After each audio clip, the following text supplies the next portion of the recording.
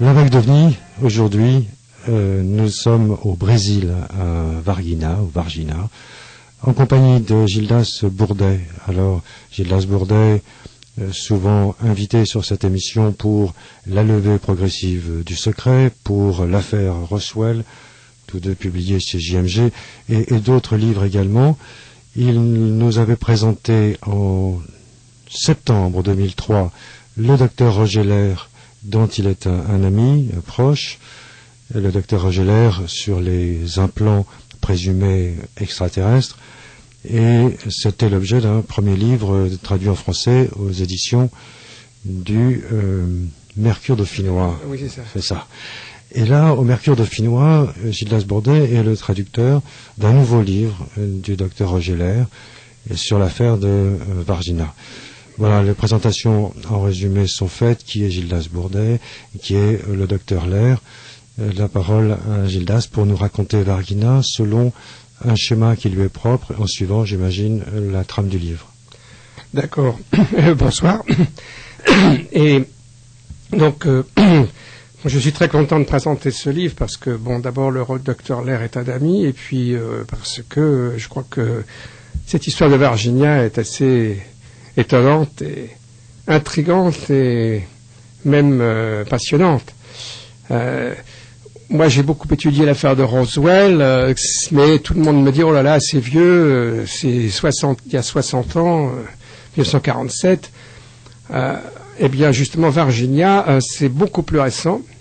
C'est donc l'histoire supposée d'un crash d'OVNI, d'un accident d'OVNI, en janvier 1996 au Brésil. Et les enquêtes se poursuivent. Il y a beaucoup de témoins vivants et on en retrouve encore. On en a retrouvé cette année.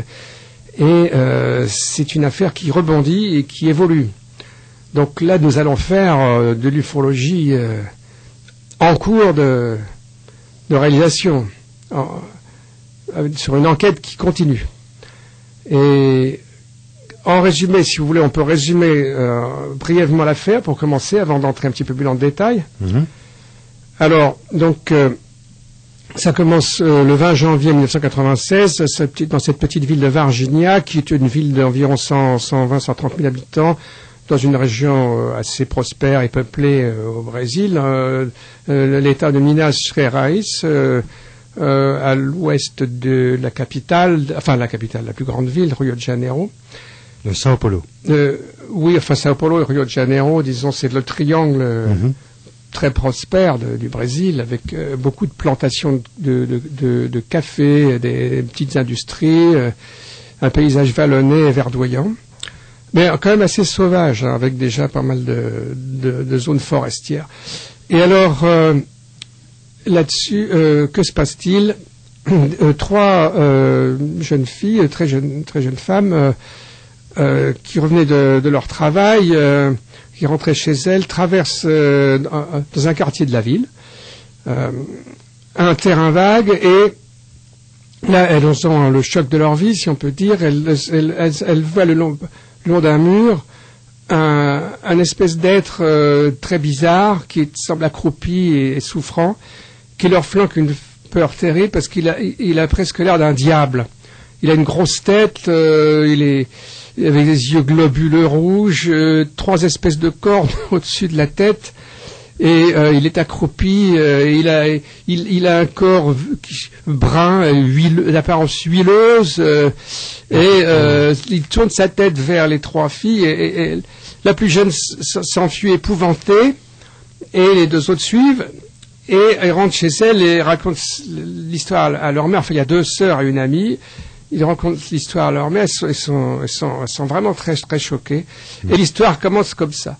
Oui, les filles ont 14 et 16 ans. Oui, et la plus âgée, 22 ans. Voilà, c'est ça. Donc, et l'histoire fait rapidement le tour de la ville. Et les ufologues, alors, il y a beaucoup d'ufologues au Brésil. Il faut savoir, c'est un pays très, très branché OVNI. Il y a beaucoup d'histoires d'OVNI depuis longtemps au Brésil. C'est un pays très, très riche à ce point de vue-là. Et il y a notamment un ufologue à Virginia, qui s'appelle Ubraja Rodriguez. Alors je sais que le nom est difficile à prononcer, et en l'occurrence le docteur Lair, dans tout le bouquin, l'appelle Bira, son ami Bira. C'est plus facile à prononcer, alors on va l'appeler Bira si vous voulez. Et il est avocat, il est riche, il a des moyens, il a des amis, un réseau et tout, et il était en voyage, mais il revient 2 jours après, et il est immédiatement mis au courant, et il commence à enquêter. Là-dessus, 2 jours après, arrive un autre ufologue, également qui est riche, qui a des moyens. D'ailleurs, au Brésil, c'est comme ça. Hein. On est pauvre, on est riche. Il y a beaucoup de gens riches. Il ne faut pas croire qu'il y a que des pauvres au Brésil. Et il vient enquêter. Il s'appelle Vittorio Paccaccini. Donc, très vite, il y a une équipe musclée qui, d'ailleurs, ils vont devenir concurrents. Ils vont même entrer en conflit et se fâcher. Bon, enfin, ça, bon. On va pas insister là-dessus, mais ce qui est intéressant, c'est qu'il y a eu très vite, dans cette affaire-là, des enquêteurs chevronnés et vraiment actifs et qui sont pris l'affaire en main. Et ils ont retrouvé très vite pas mal de témoignages. Alors, que vient faire le docteur Lair là-dedans? Eh bien, il connaît ces gens-là, il est connu, il est très apprécié au Brésil depuis des années avec ses histoires d'opérations d'implants supposés extraterrestres. Il a été invité de nombreuses fois au Brésil, il le raconte au début de son livre d'ailleurs. Et il s'intéresse évidemment à l'affaire de Virginia. On en parle depuis donc 96. Moi, j'en ai entendu parler assez rapidement aussi puisque j'ai fait partie des ufologues invités à une grande conférence qui s'est tenue en décembre 97 à Brasilia. C'était une énorme conférence et il y avait déjà un exposé d'un autre ufologue encore, Claudio Arcovo. J'ai rencontré Vittorio Paccaccini qui m'a offert un livre qu'il avait déjà publié. D'ailleurs, on peut le montrer à la rigueur. Mm-hmm. C'est pour vous dire que c'est vraiment une affaire dont on a beaucoup parlé, qui a passionné depuis cette époque-là le monde entier. Et le docteur Lair s'est évidemment intéressé à cette affaire-là et il a voulu absolument enquêter. Il a obtenu gain de cause parce qu'ils étaient réticents d'ailleurs, les Brésiliens. Je me demande d'ailleurs s'ils ne voulaient pas un petit peu se garder cette affaire-là pour eux parce que c'était une affaire sensationnelle.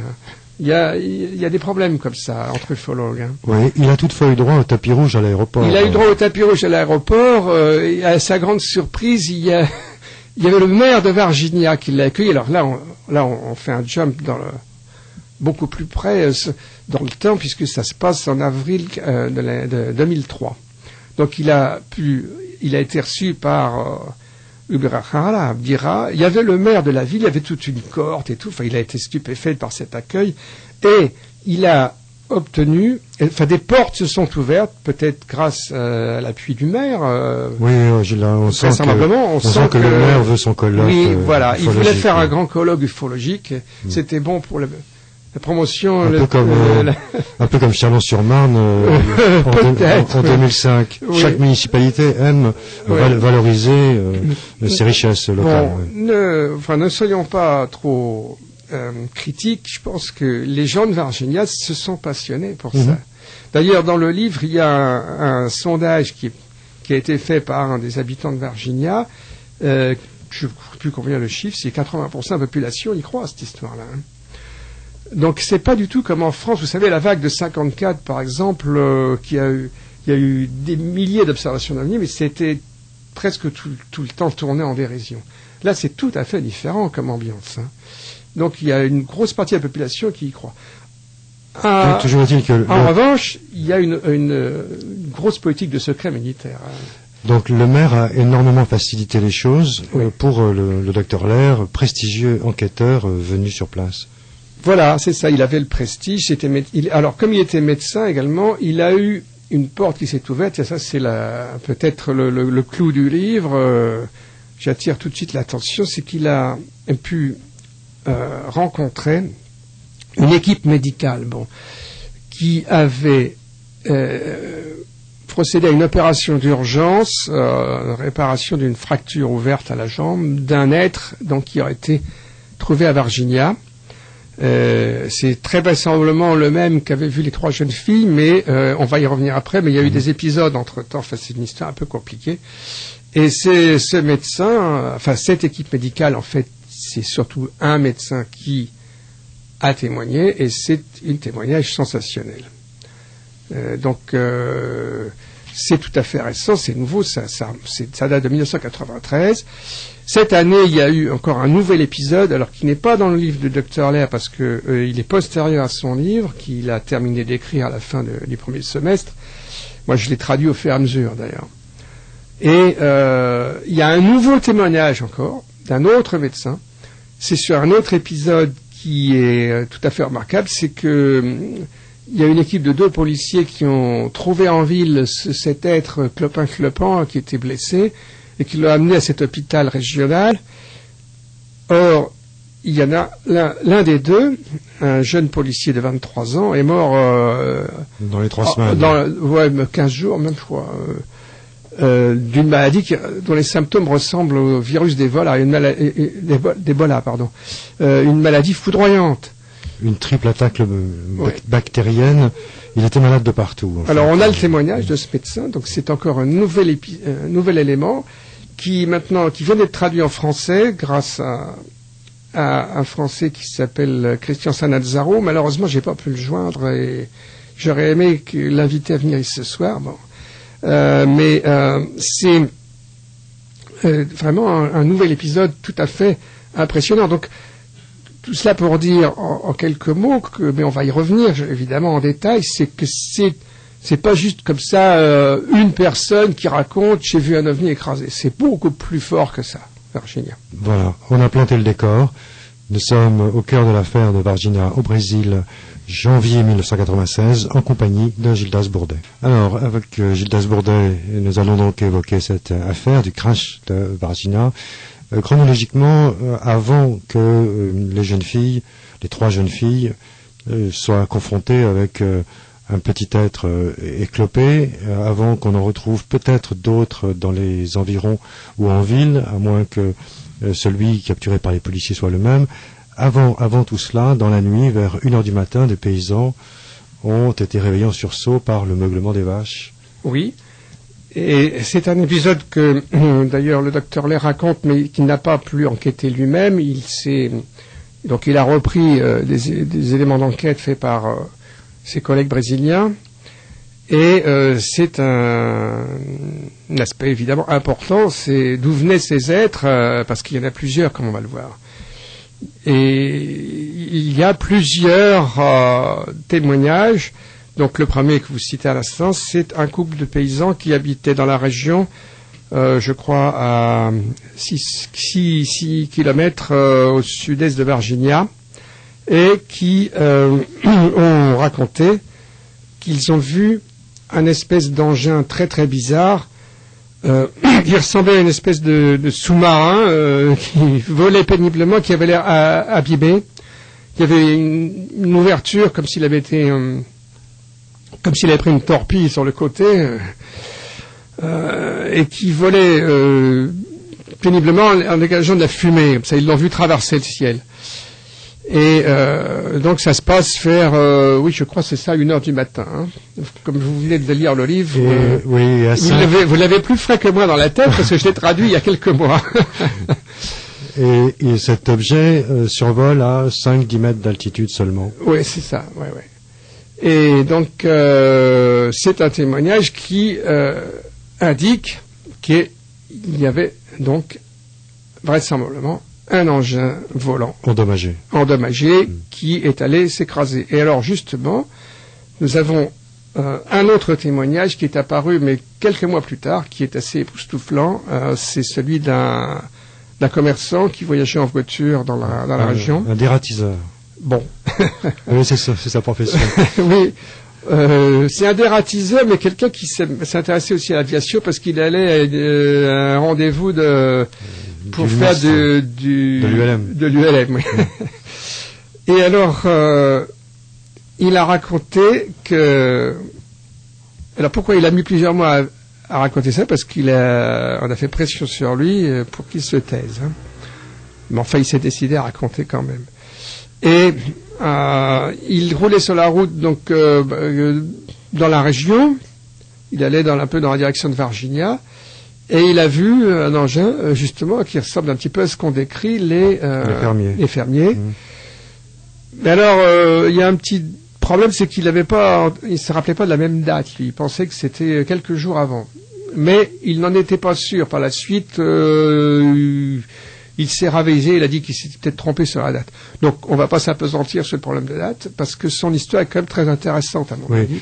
C'est en septembre de cette même année 96 qu'il a entendu les témoignages du 20 janvier. Oui. Son propre témoignage l'aurait enclin à penser que c'était le 13.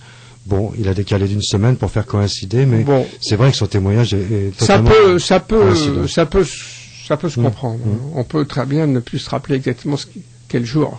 Donc il suit l'objet. Mais il suit l'objet, donc il a suivi l'objet qui volait non loin de là, et puis ça a duré comme ça un bon moment, et puis à un moment donné, il a vu l'objet qui passait péniblement au-dessus d'une colline, et puis qui piquait du nez. J'ai dit, oh là là, il est allé s'écraser. Donc, il a navigué par des petites routes, il est arrivé, il s'est approché, il a remonté une petite route dans les bois, et puis il est arrivé en haut d'une colline. En perdant quand même son temps, c'est important pour la suite, il a perdu une bonne vingtaine de minutes. Oui, ça lui a pris du temps. Avant d'arriver sur le site de crash. Oui, vous avez raison, parce qu'il faut comprendre quand même qu'il n'y est pas arrivé tout de suite. Voilà. Il a pataugé pas mal. Et donc d'autres étaient arrivés avant lui. Et voilà.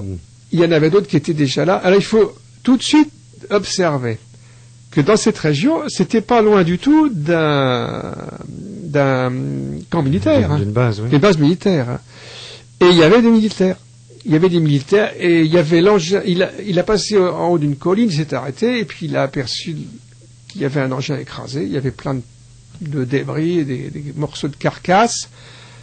Et il y avait les militaires qui étaient déjà affairés. Là, il y avait une ambulance, il y avait plusieurs camions et tout, et il y avait toute une équipe de militaires occupée qui commençait à ramasser les débris déjà. Et il s'est approché, il en a ramassé un par terre d'ailleurs, il a commencé à jouer avec, il a vu que c'était très très bizarre comme débris. Là-dessus, il y a un militaire qui l'a aperçu, qui s'est approché et qui l'a engueulé et qui lui a dit « Qu'est-ce que vous faites là? Vous n'avez pas le droit d'être là, allez-vous-en immédiatement. » Donc il est parti. Et il était très très choqué par ce qu'il avait vu.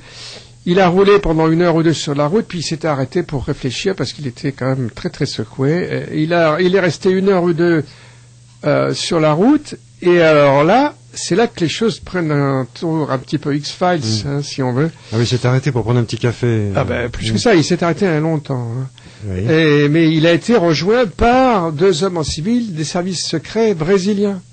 Des services secrets militaires, vraisemblablement. Ils avaient la coupe militaire. Et qu'ils l'ont repéré. Et qu'ils lui ont dit, vous êtes bien monsieur machin, comment il s'appelle, je me rappelle plus son nom, c'est de Souza quelque chose. Oui, Souza, oui. Et ça a l'air d'être un nom très répandu au Brésil, d'ailleurs. C'est un peu comme Dupont-Durand au Brésil, de Souza.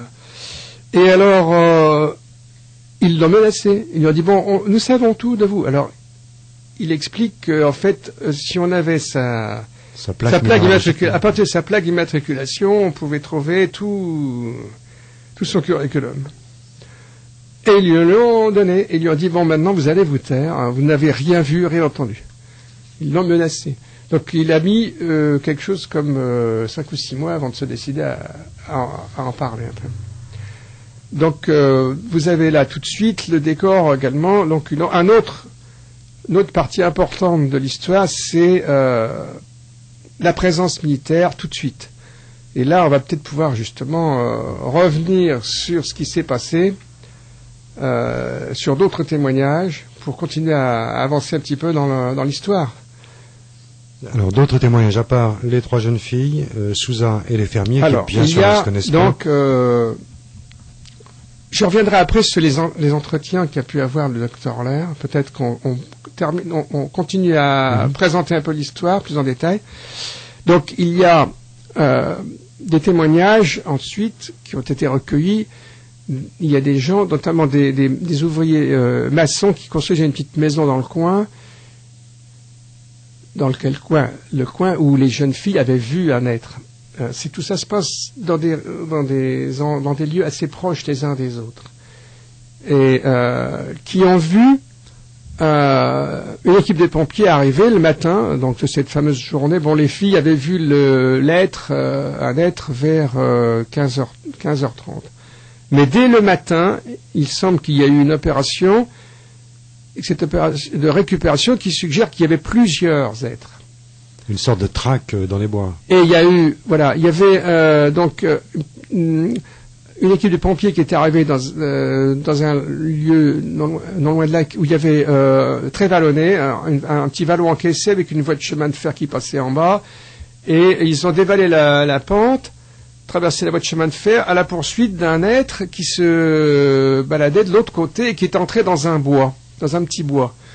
Ça a pris un moment et les témoins ont vu les pompiers revenir et avec beaucoup de difficultés, remonter la pente avec un être dans un sac, en fait.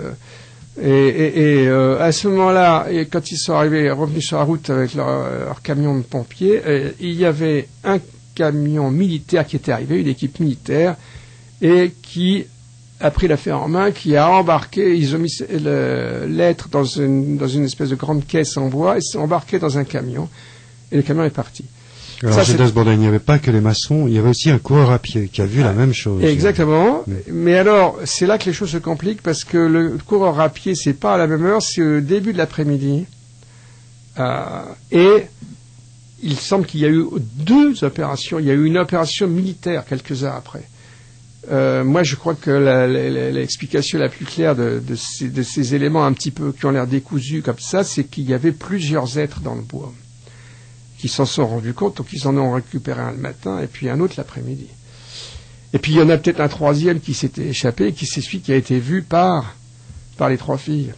Et le policier. Et alors voilà, c'est ça. Donc, alors il y a eu donc, comme vous dites, un coureur à pied qui faisait son jogging dans le coin, qui a vu toute une équipe militaire. Ça a duré assez longtemps d'ailleurs. Et il y a plusieurs témoignages là-dessus. On va peut-être y revenir, si vous voulez, un peu plus tard. Et moi, j'ai envie de faire un petit peu, de continuer donc une deuxième couche de pelure d'oignon, pour avancer un peu dans cette histoire, sans qu'on s'y perde trop dans les détails pour le moment. Donc, il y a eu une opération des pompiers relayée par les militaires le matin. Ensuite, une autre équipe de militaires l'après-midi. Il y a des témoins aussi qui sont allés dans le bois. Il y a même eu des coups de feu qui ont été entendus. Là. Ça pose un problème aussi. Est-ce qu'il y en a un qui s'est fait descendre?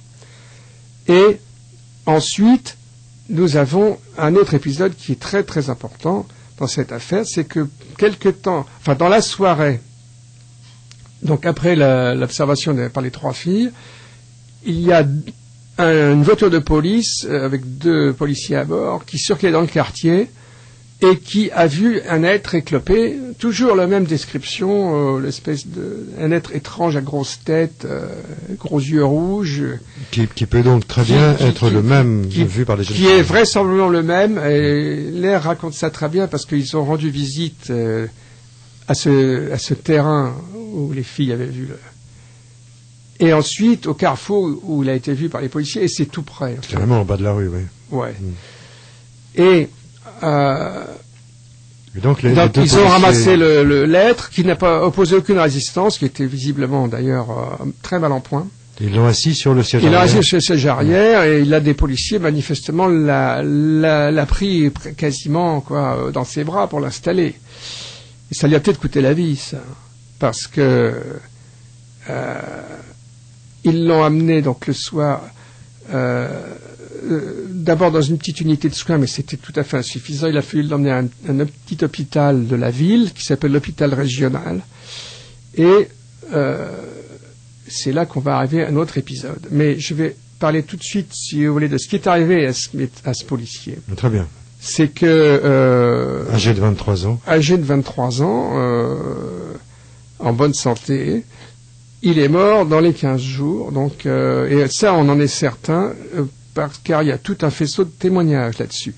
Et le docteur Lair a en particulier pu rencontrer la jeune femme du policier. Alors ça, on va y revenir aussi. Et elle n'a rien pu savoir. Elle n'a pas eu le rapport médical. Elle n'a même pas pu assister à l'enterrement. On l'a laissé tomber, mais vraiment. Elle n'a même pas de pension, rien du tout. Et c'est vraiment là, on sent qu'il y a eu le mur du secret, là, le rideau du secret qui est tombé sur cette affaire, brutalement. Hein. Mais on a des informations, et en particulier et ça c'est tout récent, c'est un médecin qui a parlé cette année, et ça a été présenté à un congrès à Virginia cette année. Bon, c'est postérieur au livre du Dr. Lair. Ça veut dire que les choses avancent, hein, continuent à avancer rapidement. Et il a révélé qu'il était un des médecins, ou le médecin qui avait tenté de soigner ce jeune policier, mais qu'il a été littéralement ravagé par une sorte d'attaque microbienne, même de trois types. Hein, je crois que c'est ça dans le texte. Mais 3 sortes de bactéries différentes. 3 sortes de bactéries.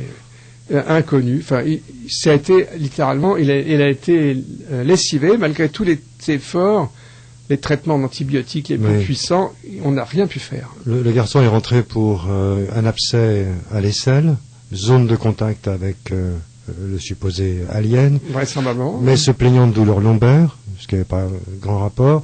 On a craint une infection urinaire, on a détecté un début de pleurésie. Tout ça à 23 ans. Ça fait beaucoup pour un jeune en pleine santé.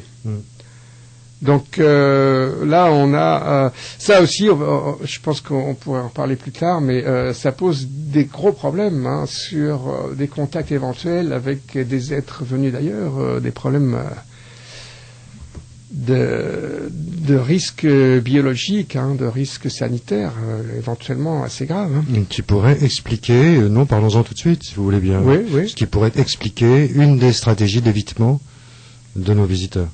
Ça pourrait, en effet, expliquer beaucoup de choses. Alors, oui, j'ai envie d'ailleurs de faire allusion à beaucoup d'histoires de contacts, d'enlèvement à bord d'OVNI, où on a l'impression que des personnages, vous savez, ces petits personnages, on parle beaucoup, des petits gris, à l'aspect très bizarre, et il y a des témoins qui se sont demandé, par exemple Stephen Kilberg, l'un des témoins des livres de Bob Hopkins et d'autres, s'ils ne portent pas une combinaison de protection, en fait, pour se protéger eux-mêmes, parce que ils sont peut-être dangereux pour nous, mais on est peut-être dangereux pour eux aussi. Vous savez que les Indiens s'étaient fait balayer par des microbes importés d'Europe lors de la conquête de l'Ouest. Donc, oui, ce sont des problèmes. Et par la syphilis en Amérique latine. Oui, aussi, voilà, c'est ça. Donc, pourquoi, s'il y a des problèmes comme ça, même entre races humaines, il y a toutes les chances pour que ces problèmes se posent aussi avec des races extraterrestres. Voilà, c'était une remarque effectivement sur la contamination microbienne comme une possible cloison entre civilisations qui pourrait en partie justifier l'éloignement ou l'évitement. Oui. Revenons à notre affaire de Virginia. Alors, si vous voulez, on pourrait peut-être maintenant voir ce que raconte le docteur Lair un petit peu. Il a donc pu déjà avoir des entretiens à sa manière. Il a eu le champ libre pour le faire avec 2 des 3 jeunes filles. Alors déjà, c'est intéressant. Et la mère des 2 jeunes filles. Bon, la plus âgée n'était pas disponible. Elle s'était mariée, elle est allée habiter ailleurs. Mais je crois qu'on pourrait voir un petit peu dans ce qu'ont raconté les jeunes filles. Donc, elles sont confirmées. C'est quand même important parce que, bon, il y a eu beaucoup de choses décrites déjà depuis 1996. Il y a des récits un petit peu contradictoires, un peu fantaisistes. Par exemple, on a raconté que cet être avait une odeur d'ammoniac, par exemple. Tous les témoins, les filles en question, la mère et d'autres personnages, le médecin qu'on va voir plus loin, ont dit que pas du tout, qu'ils ne se sentaient pas du tout. Ils ont dénoncé une rumeur naissante. C'était une fausse rumeur. Donc c'est très intéressant d'avoir le témoignage d'un médecin américain qui arrive quand même avec qui est disponible, qui écoute, avec un savoir-faire et qui sait poser des questions. Et donc, en gros, on peut dire que les témoignages qu'il a recueillis corroborent très largement tout ce qu'on savait déjà et ces témoignages vont plus loin. Il a gagné. Les interviews étaient séparées et filmées. Voilà, c'est ça. Donc c'était du travail quand même bien fait. Et ce qui est intéressant, c'est donc, et déjà ça amorce l'idée que ces êtres n'étaient pas des espèces d'animaux, hein. Parce qu'on s'est posé la question.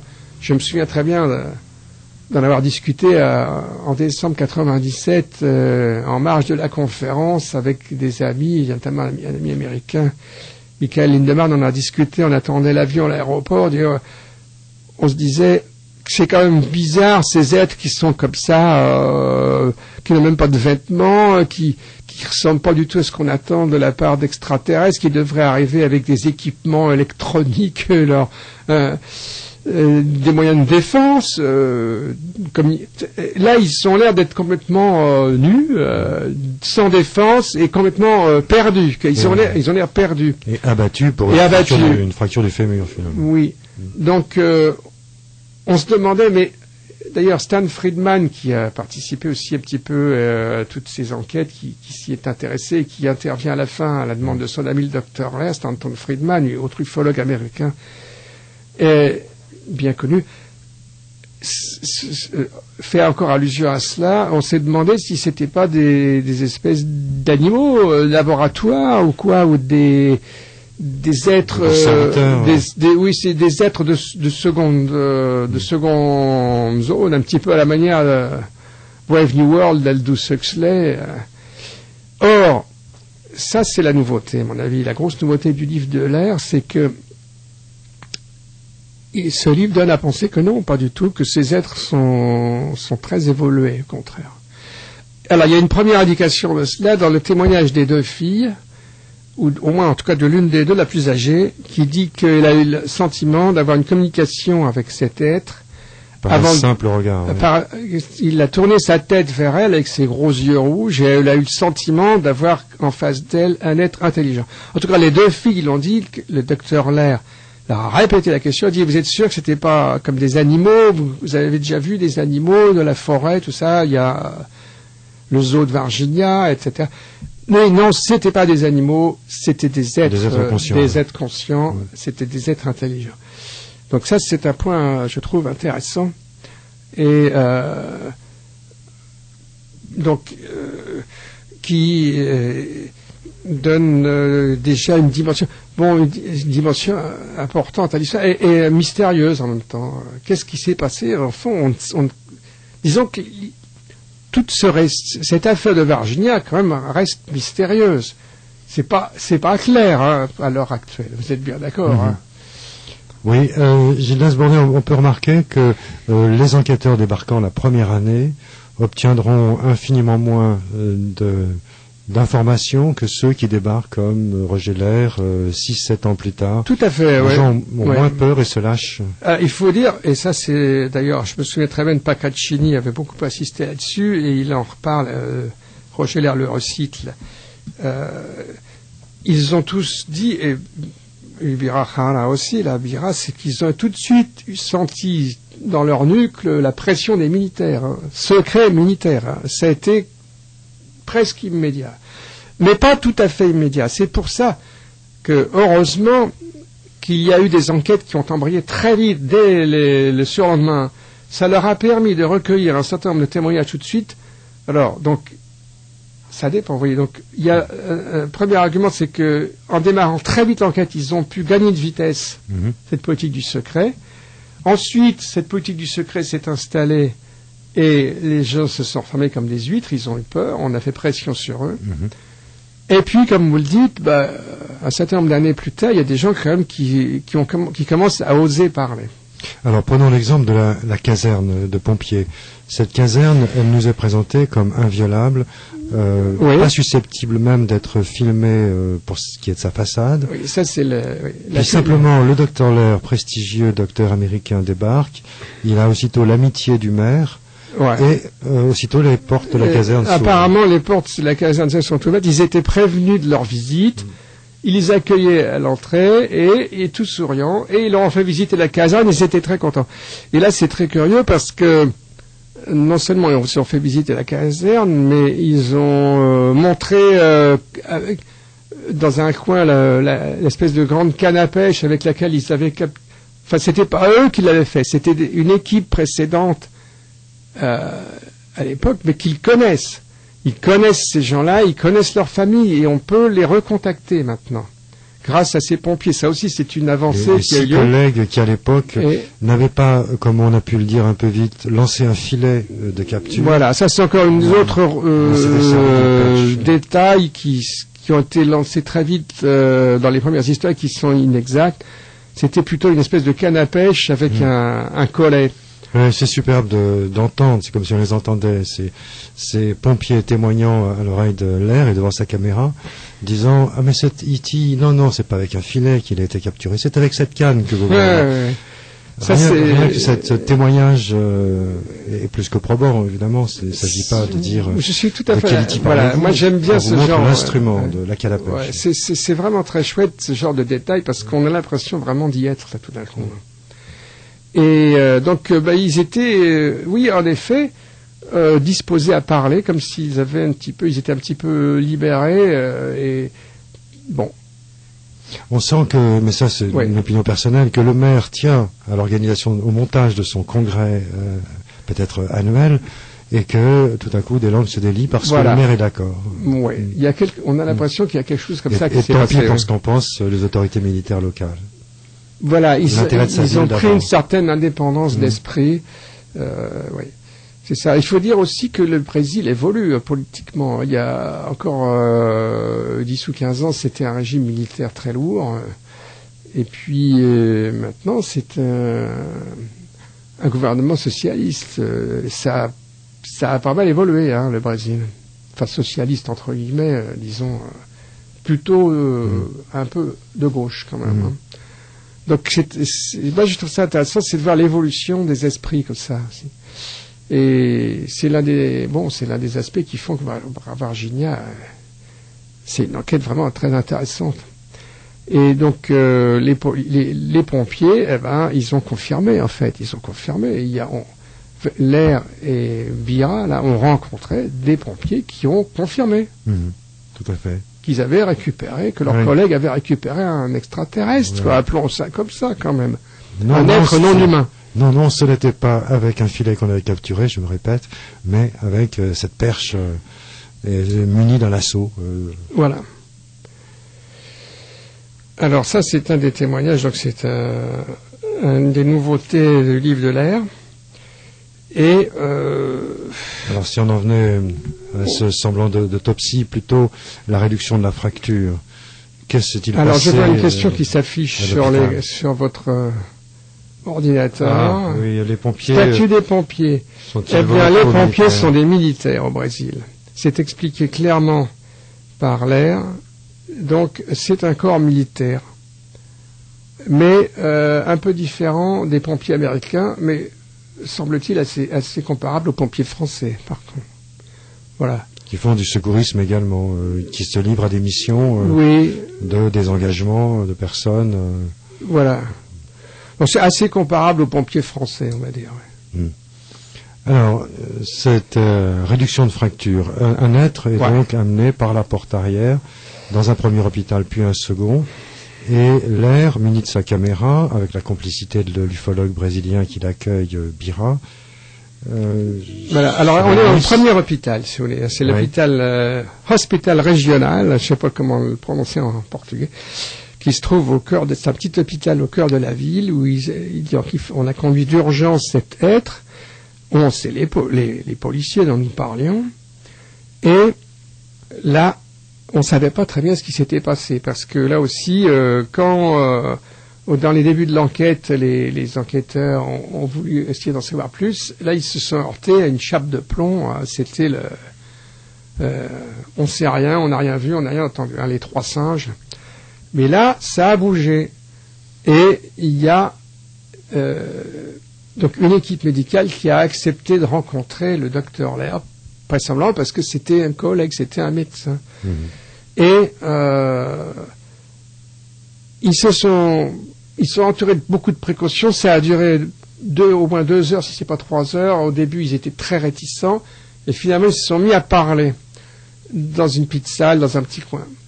et en exigeant l'anonymat et en demandant qu'on n'en parle pas au Brésil. Ils avaient peur, hein, ils avaient peur de parler encore. Mais finalement, ils se sont ouverts. Enfin, c'est surtout le médecin donc qui a opéré. On s'aperçoit dans l'entretien. Au début, Lair parle de l'équipe médicale. Je lui ai demandé, mais alors, c'est pas clair. Il m'a dit, oui, mais c'est exprès, c'était pour préserver au maximum son anonymat. Mais en réalité, on voit bien au cours de l'entretien que c'est le médecin qui a opéré qui parle et qui raconte donc une histoire époustouflante. Ça, il commence par en dire, nos collègues ont reçu le corps. Il nous a été dit qu'il se présentait de telle et telle façon, et puis au cours de l'entretien... On leur a dit, c'était des militaires, parce qu'il y avait déjà des militaires dans l'hôpital. Ils étaient déjà complètement encadrés. Hein. Et l'hôpital était bouclé, on l'a su. L'hôpital était bouclé. Ça a été confirmé par la suite lorsque la femme du maire s'est souvenue que ce jour-là, elle voulait se faire hospitaliser, et il a fallu qu'elle insiste auprès de son mari pour faire ouvrir l'hôpital. Oui, attendez, je crois que c'est dans le deuxième hôpital.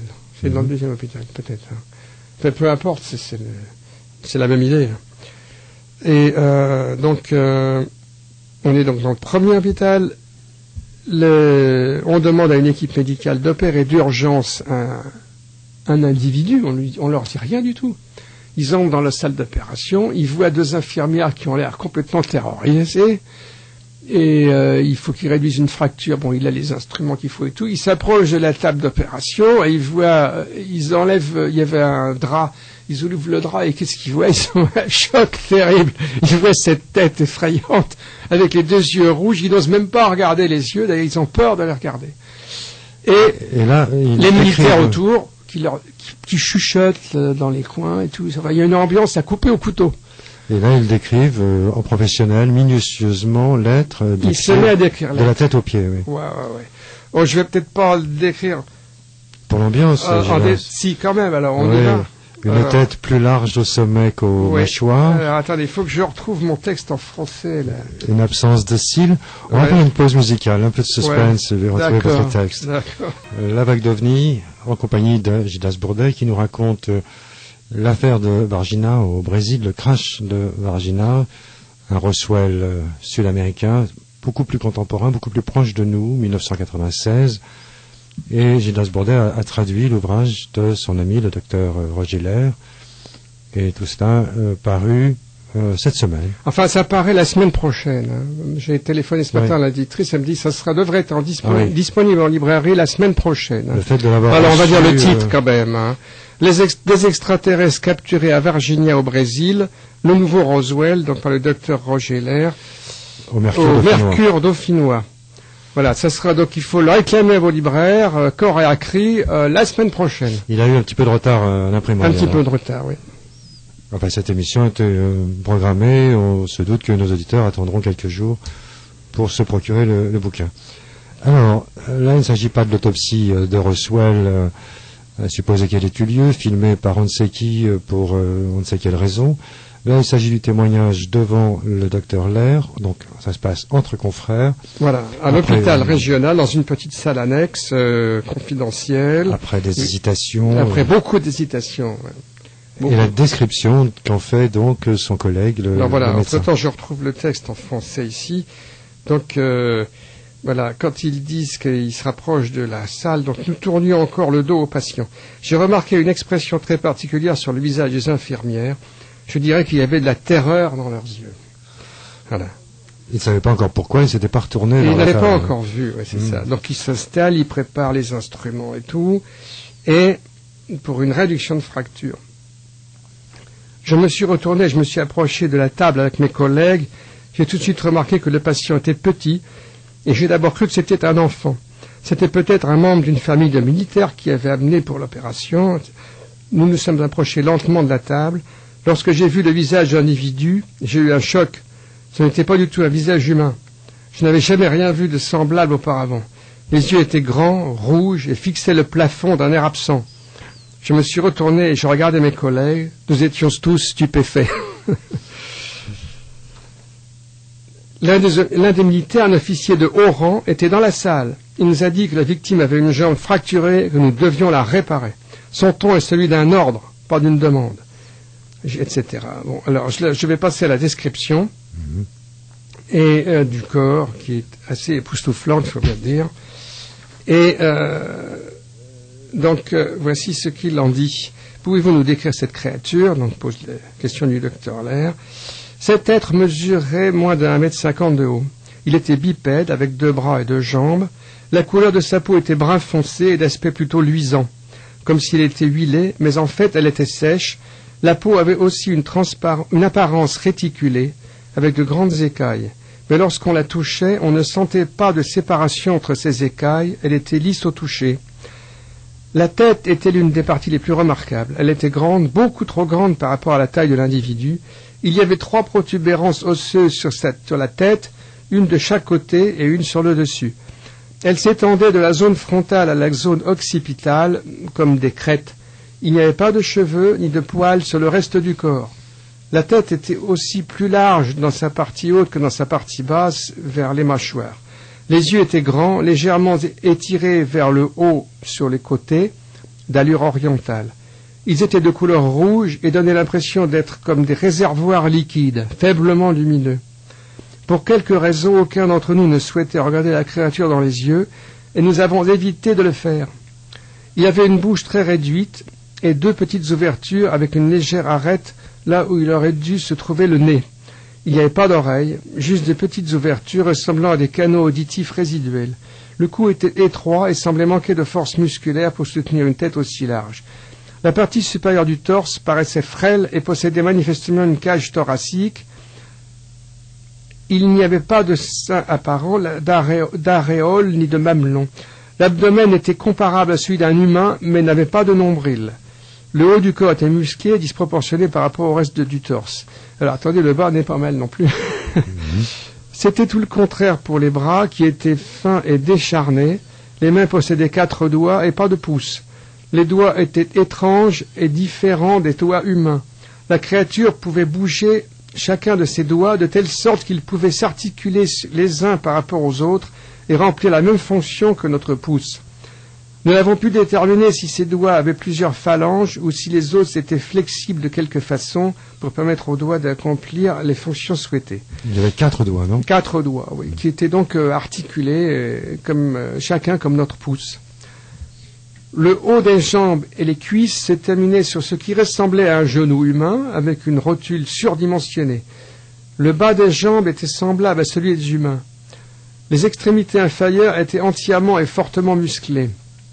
L'idée m'est venue à l'esprit que, d'où que vienne cette créature, la gravité pouvait y être plus forte que sur la terre. Les pieds étaient étroits et épais. Ils avaient 3 doigts charnus qui ressemblaient plus à des plaquettes qu'à des doigts. Il n'y avait pas d'ongles apparents aux doigts, ni des mains, ni des pieds. Il y avait un appendice supplémentaire qui pendait vers le bas depuis la mi-hauteur du pied. Cet appendice résiduel était allongé comme un doigt et semblait se terminer par une serre longue d'environ 2 cm. Nous avons ensuite découvert que quand l'être marchait, cet appendice se plaçait le long du pied de sorte qu'il pouvait se déplacer comme un humain. Alors c'est comme un ergot d'une patte de chat? Je ne sais pas à quoi on peut comparer ça. Ou d'un sabot de cheval, ouais, quelque chose semi-atrophié. Peut-être. Mais alors, Gildas Bourlaki a censuré, est-ce le traducteur, j'en doute, l'auteur, le docteur Lair, ou bien par pudeur, puritanisme, la partie incluse entre l'abdomen et le haut des cuisses? La partie sexuelle, il n'en parle pas. Oui. Où est la coupe? Ouais. Il n'y a pas de coupe. Moi, j'ai traduit tout ce qu'a écrit le docteur Lair. Alors, c'est pas le docteur Lair. Et peut-être que la coupe, elle est chez le médecin, chez le docteur brésilien. En pays catholique, c'est pour ça? Oui, peut-être. On aimerait quand même savoir. Écoutez, il faudra que je pose la question peut-être au docteur Lair. Je trouve que c'est déjà pas mal comme ça. Hein. Il a dit qu'il n'y a pas de nombril, soit dit en passant. Ça peut peut-être vous donner une indication. Donc ils se reproduisent peut-être pas comme nous. Peut-être par clonage alors. Alors voilà, est-ce que ce sont des êtres 100% biologiques ou est-ce que ce sont des êtres clonés? Vous savez que ça fait partie des questions énormes qu'on se pose au sujet des aliens, des histoires d'enlèvement, des contacts. Alors, des radios ont été prises, naturellement, avant toute opération. Je rappelle qu'il s'agit d'une réduction d'une fracture du fémur. Et donc, les os sont plus rosés que les nôtres. Oui, et ils sont beaucoup plus solides, bien qu'ils ont l'air un peu poreux, comme s'ils avaient de l'ostéoporose. À ce sujet-là, j'ai envie de faire un petit incident ici. Il y a eu tout un débat sur la grande liste de discussion Internet nord-américaine, UFO Updates. Et il y a un ufologue très très pointu et scrognonieux qui a attaqué brutalement. Quand j'ai cité tout ça, enfin plus brièvement. Alors, il a dit, ouais, qu'est-ce que c'est que ça? Comment peut-il savoir que les os c'était plus solide? C'est inadmissible. Et il aurait fallu qu'il fasse une expérience d'étirement des os. C'est très cruel, etc. Blablabla. Bon, moi je trouve ça un peu ridicule comme objection, quoi. Le médecin, il connaît son métier, il sait ce que c'est que des os humains, il les manipule. Il a dit, les os, ça avait l'air très solide. Et alors, moi, ça ne me choque pas, personnellement. Bien, autant pour le grincheux de UFO Update. Ouais. Donc ils remettent l'os en place. Oui, c'est ça. Ils ont. Un aspect très intéressant, c'est qu'ils se sont posé la question est-ce qu'on l'endort ou pas. Ils n'ont pas osé l'endormir complètement parce qu'ils savaient rien du tout de la physiologie, le métabolisme. Donc ils ont opté pour une anesthésie locale et ça apparemment elle l'a bien supporté. En tout cas, l'être n'a émis aucune plainte. Il est resté impassible tout le temps. Et alors pendant ce temps, une équipe se chargeait de l'analyse sanguine. Alors il y a eu, après coup, il y a quand même des analyses de fait. On en a quelques éléments et effectivement le sang est assez particulier. Je me rappelle plus exactement. Un plus grand nombre de plaquettes. Il y a un plus grand nombre de plaquettes. Et qui coagule à peine surgit. Alors voilà, il coagule très vite. Un autre aspect tout à fait remarquable, c'est qu'il a dit ce docteur, donc pratiquement dans les 24 heures, il avait cicatrisé. Une cicatrisation extrêmement rapide. Ah oui, parce que l'être est resté en observation quand même. Il est resté en observation. Oui, il est resté. Il est arrivé le 20 au soir et il est reparti le 22. Si j'ai bien noté. Alors, le Toubib s'est fait une remarque intérieure qu'il a confiée à son collègue, le Dr Lair, sur la pesanteur supposée de la planète d'origine. Oui, c'est ça. Il a supposé que cette morphologie, donc plus petit, mais avec musclé dans le bas du corps, trapu dans le bas du corps, suggérait qu'il venait peut-être d'une planète à plus forte gravité que la nôtre. Voilà, on apprend des choses comme ça en observant la morphologie. Alors là, on arrive à un point très très délicat que finit par révéler ce docteur après une longue pause. C'est qu'il a eu une espèce de communication télépathique avec cet être. Ça y est, c'est dit. Et c'est dit, on ose le dire ce soir. Il a plongé dans son regard. Et voilà. Et alors, il s'est passé. Donc, ils avaient fini l'opération. Ça y est, j'ai perdu la page, mais ça fait rien. Il y a eu un moment, donc, une espèce de flottement. Ils avaient terminé l'opération, et puis il y a eu un moment très très bizarre. Il y a eu une sorte de... Ils n'osaient toujours pas le regarder, de s'approcher. Il y a eu une espèce de gaz verdâtre qui s'est répandu dans la salle. Il y a une infirmière qui a piqué une crise, qui a voulu sortir de la salle, mais elle était gardée de l'extérieur par des militaires qui lui ont interdit de sortir. Et après ce moment de panique, ils se sont approchés, lui il s'est approché de l'être qui était toujours allongé. Et là, il a plongé dans les yeux de l'être, il a regardé et attiré peut-être. Et là, il en a pris plein la gueule, si j'ose l'expression, c'est-à-dire qu'il y a eu une énorme communication télépathique qu'il a pris dans sa tête. Un transfert d'information. Un transfert d'information énorme, et qu'il l'a rendu quasiment malade pendant 15 jours après. Il a pris un gros choc mental, psychique. Mais il ne délivre qu'une partie du message. Mais il n'a donné qu'un tout petit bout de ce qu'il pense que l'être lui a communiqué. Alors ce message. Et cette petite partie, elle n'est pas banale. C'est qu'il lui a dit oui, nous avons un peu pitié de vous, les êtres humains, parce que vous ne vous rendez pas compte que vous êtes, comme nous, des êtres spirituels et que vous avez complètement perdu cette notion. Vous avez coupé vos racines. Vous avez parti vos racines spirituelles. Et vous avez la faculté d'auto-guérison. Un autre donc révélation, c'est que nous avons nos capacités d'auto-guérison. Nous avons les mêmes dons qu'eux pour, en particulier collectivement, ou individuellement, se soigner, nous soigner nous-mêmes, nous guérir. S'auto-réparer. S'auto-réparer. Et donc l'être, on a donné la preuve dans les 24 ou 48 heures qui ont suivi. Il a guéri très très vite. Il s'est cicatrisé très très vite. Alors, il y a eu une tentative de communication verbale entre le médecin et l'être, mais qui n'a rien donné. Et par ailleurs, un témoignage tout à fait autre, tout à fait extérieur, nous laisse entendre que, au plan de cette communication, de cette expression sonore, pour un témoin au moins, une personne, ça pourrait ressembler à un bruissement d'abeilles. Oui, il y a eu ça aussi, oui. Ça, c'est dans l'un des témoignages lors de l'embarquement de l'un des êtres. Je crois que c'est la deuxième équipe, c'est l'équipe militaire. On a dit que l'un des êtres qui était prisonnier dans un sac, on entendait une espèce de bruissement d'abeilles. Oui. Voilà. Mais là, eux, ils n'ont pas eu de son là dans la salle d'hôpital. Alors, qu'est-ce qui s'est passé ensuite ? Le médecin dit que donc après 24 heures et quelques d'observation, il a eu en quelque sorte, il a été possible de l'embarquer. Il était dans un état médical satisfaisant. Commentaire du docteur Lers, ça veut dire en langage médical que il était. Toutes les fonctions vitales étaient OK. Les fonctions vitales étaient correctes et que voilà, il n'y avait pas. Les signes vitaux étaient normaux. Et l'être a été embarqué. Il a été embarqué par les militaires qui l'ont emmené dans un autre hôpital plus important, mieux équipé, toujours dans la région de Virginia. Et toujours par la porte de service. Et là, il n'y a pas de témoignage. Oui, par la porte de derrière, discrètement.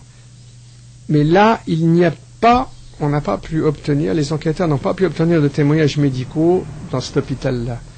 Il y a vraiment le mur du secret se fait plus épais. Tout ce que l'on sait, parce qu'il y a des témoins qui l'ont vu, il y a des militaires qui ont comme parlé, c'est que 24 heures après, ou guère plus, l'être a été rembarqué de nouveau, toujours par une porte de derrière, discrètement, et que... Dans un convoi de 3 camions. Ouais, c'est ça, et que, mais là, il était dans un cercueil. Donc, il semble bien que l'être était mort. Alors, le médecin du premier hôpital se demande si on n'a pas fait une erreur médicale, si on a peut-être voulu lui administrer, par exemple, trop d'oxygène et que c'était pas bon pour lui, et que ça l'a tué. Donc, il y avait peut-être eu un traitement médical inapproprié qui a tué l'être. Ah oui, mais il ne disait rien. Pas facile à traiter. Non, pas facile, non. Donc, voilà, il est reparti des pieds devant du deuxième hôpital. À moins que, alors est-ce possible qu'une confusion se soit introduite avec l'être qui aurait pris 3 coups de feu à la poitrine en pleine forêt? Ah, alors là, effectivement. Parce qu'il y a des êtres qui circulent, il y a des corbillards. Nous avons, à l'heure où nous parlons, un puzzle où il manque beaucoup de morceaux. Donc, effectivement, là, vous avez raison, il manque, on ne sait pas exactement le scénario. Hein. Donc, là, il faut revenir maintenant peut-être... on va y revenir, si vous voulez. Mais je voudrais terminer cet épisode-là, parce qu'il y a quand même une continuité, c'est qu'on sait, toujours par un certain nombre de témoignages, notamment des militaires quand même qui ont parlé, c'est que cet être a été embarqué, il a fait un passage, semble-t-il, dans un camp militaire, la petite ville de Tres Coracoes, à 25 km de là, mais ça n'a pas duré longtemps, et il est reparti vers un hôpital, l'hôpital de Campinas, qui est une plus grande ville dans la région de Sao Paulo. Et là, il y a un hôpital universitaire, et on sait, parce qu'il y a des témoignages, au moins un élève d'école de médecine qui l'a dit, que son professeur, le docteur Badan Palares, a fait une autopsie donc de ce cadavre. Et c'est un personnage connu, c'est le docteur qui, pour la petite histoire, qui avait fait pratiqué l'autopsie de ce sinistre personnage, le docteur Mengele, qu'on avait retrouvé au Brésil. Je crois que c'est ça, oui. Mm-hmm. Donc le prof a démenti avoir participé à cette autopsie, mais en privé. Il a dit, oui, je vous en reparlerai peut-être dans 10 ans. Hein. Je peux rien vous dire aujourd'hui, mais revenez me voir dans une dizaine d'années, je pourrais peut-être vous en dire un peu plus. Voilà. C'est normal. Très hein. habituel, oui. Oui, c'est normal. Est-ce que l'on sait ensuite, parce qu'il y a eu quand même aussi encore d'autres témoignages, c'est que, vous n'allez sans doute pas être surpris, c'est qu'il y a des avions américains qui sont arrivés, et puis il y a eu donc des allées et venues d'avions militaires américains à Campinas, et qui sont repartis avec quoi on ne sait pas aux États-Unis. Alors, Gilles Dasbourdet, c'est le moment peut-être de parler des accords entre le Brésil et les États-Unis. Oui, bien sûr. Ça, c'est aussi intéressant. Ça va tout à fait dans la suite de l'histoire. C'est que pas tellement longtemps après, il y a le ministre des Affaires étrangères américains qui a rendu visite au Brésil et qui a signé un accord de coopération spatiale avec le Brésil. Moyennant quoi, il était tout à fait naturel qu'à partir de ce moment-là, des équipes de militaires et scientifiques américaines soient installées au Brésil. Alors, on peut imaginer, on peut se demander si par hasard il n'y avait pas encore des choses à étudier sur place. Parce que c'est compliqué comme histoire. Il y a eu peut-être encore pas mal de choses à récupérer. Oui, et d'ailleurs, il y a d'autres épisodes qui se produisent plusieurs mois après. Alors, la NASA également a passé un accord. Là, il s'agit d'accords de coopération sur l'espace extérieur et de mettre en commun les retombées scientifiques. Ouais. Ce qui veut dire en clair, ça autorise les Brésiliens à croire qu'on vient recruter du personnel pour les futures missions, ce qui n'est pas forcément jusqu'à présent garanti. Et en échange, le Brésil promet qu'il tiendra les Américains avertis de tout ce qui peut se passer de phénoménal qui les intéresse. Oui. Alors un autre aspect tout à fait intéressant qui va dans le même sens, c'est qu'on a aussi des témoignages selon lesquels les Brésiliens ont été prévenus de l'arrivée imminente d'un engin qui allait venir s'écraser dans la région. Grâce à l'observation satellite. Ouais. Il y aurait eu un repérage satellite d'un engin qui arrivait et qui allait s'écraser dans la région. Ça pourrait aussi d'ailleurs expliquer la rapidité avec laquelle tout s'est mis en place et tout a été récupéré. Oui, pourquoi ils avaient autant d'avance par rapport aux témoins de Sousa? Oui, on a vu tout à l'heure qu'un témoin civil arrive sur les lieux, au bout d'une demi-heure, ils sont déjà là, en train de récupérer. Donc, on a encore là aussi une histoire très, très, très X-Files. Voilà, toujours ces services secrets qui viennent empêcher la levée du secret, retarder la levée du secret. Alors, il y a d'autres témoignages. Oui, nous sommes en compagnie de Gilles Dasbourdet, je le rappelle une fois de temps en temps, pour ceux qui prennent en cours, il y en a, qui viennent traduire le livre de son ami le docteur Lair, des extraterrestres capturés à Varginha au Brésil. Ça sort donc dans 8 jours à peine, 8 jours environ, au Mercure Dauphinois.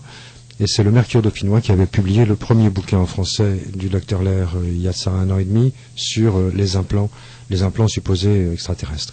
Une pause musicale, on se retrouve dans un court instant. En compagnie de Gilles Dasbourdet, nous parlons du crash de Varginha. Gilles Dasbourdet est spécialiste des crashs. Il a consacré 2 bouquins déjà à l'affaire de Roswell. Et nous le disons en début d'émission, Roswell, ça remonte à 1947. Avec Varguina, on est beaucoup plus dans le temps présent. Ça s'est passé en 96, en janvier 96, et il y a un bon nombre de témoignages qui se libèrent, là, tout récemment, qui ont attendu 6 ans, 7 ans pour se libérer.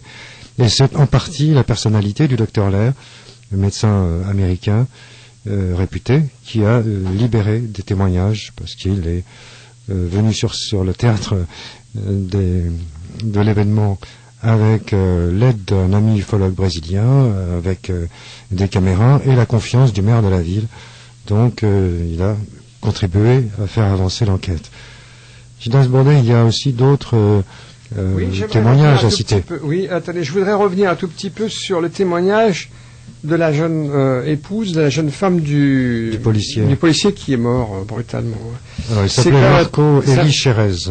Voilà, c'est un témoignage tout à fait bizarre, comme le souligne le docteur Lair, en ceci qu'elle ne dit presque rien, elle ne sait presque rien, et elle a l'air, il est dit, elle avait l'air complètement terrifiée, en fait.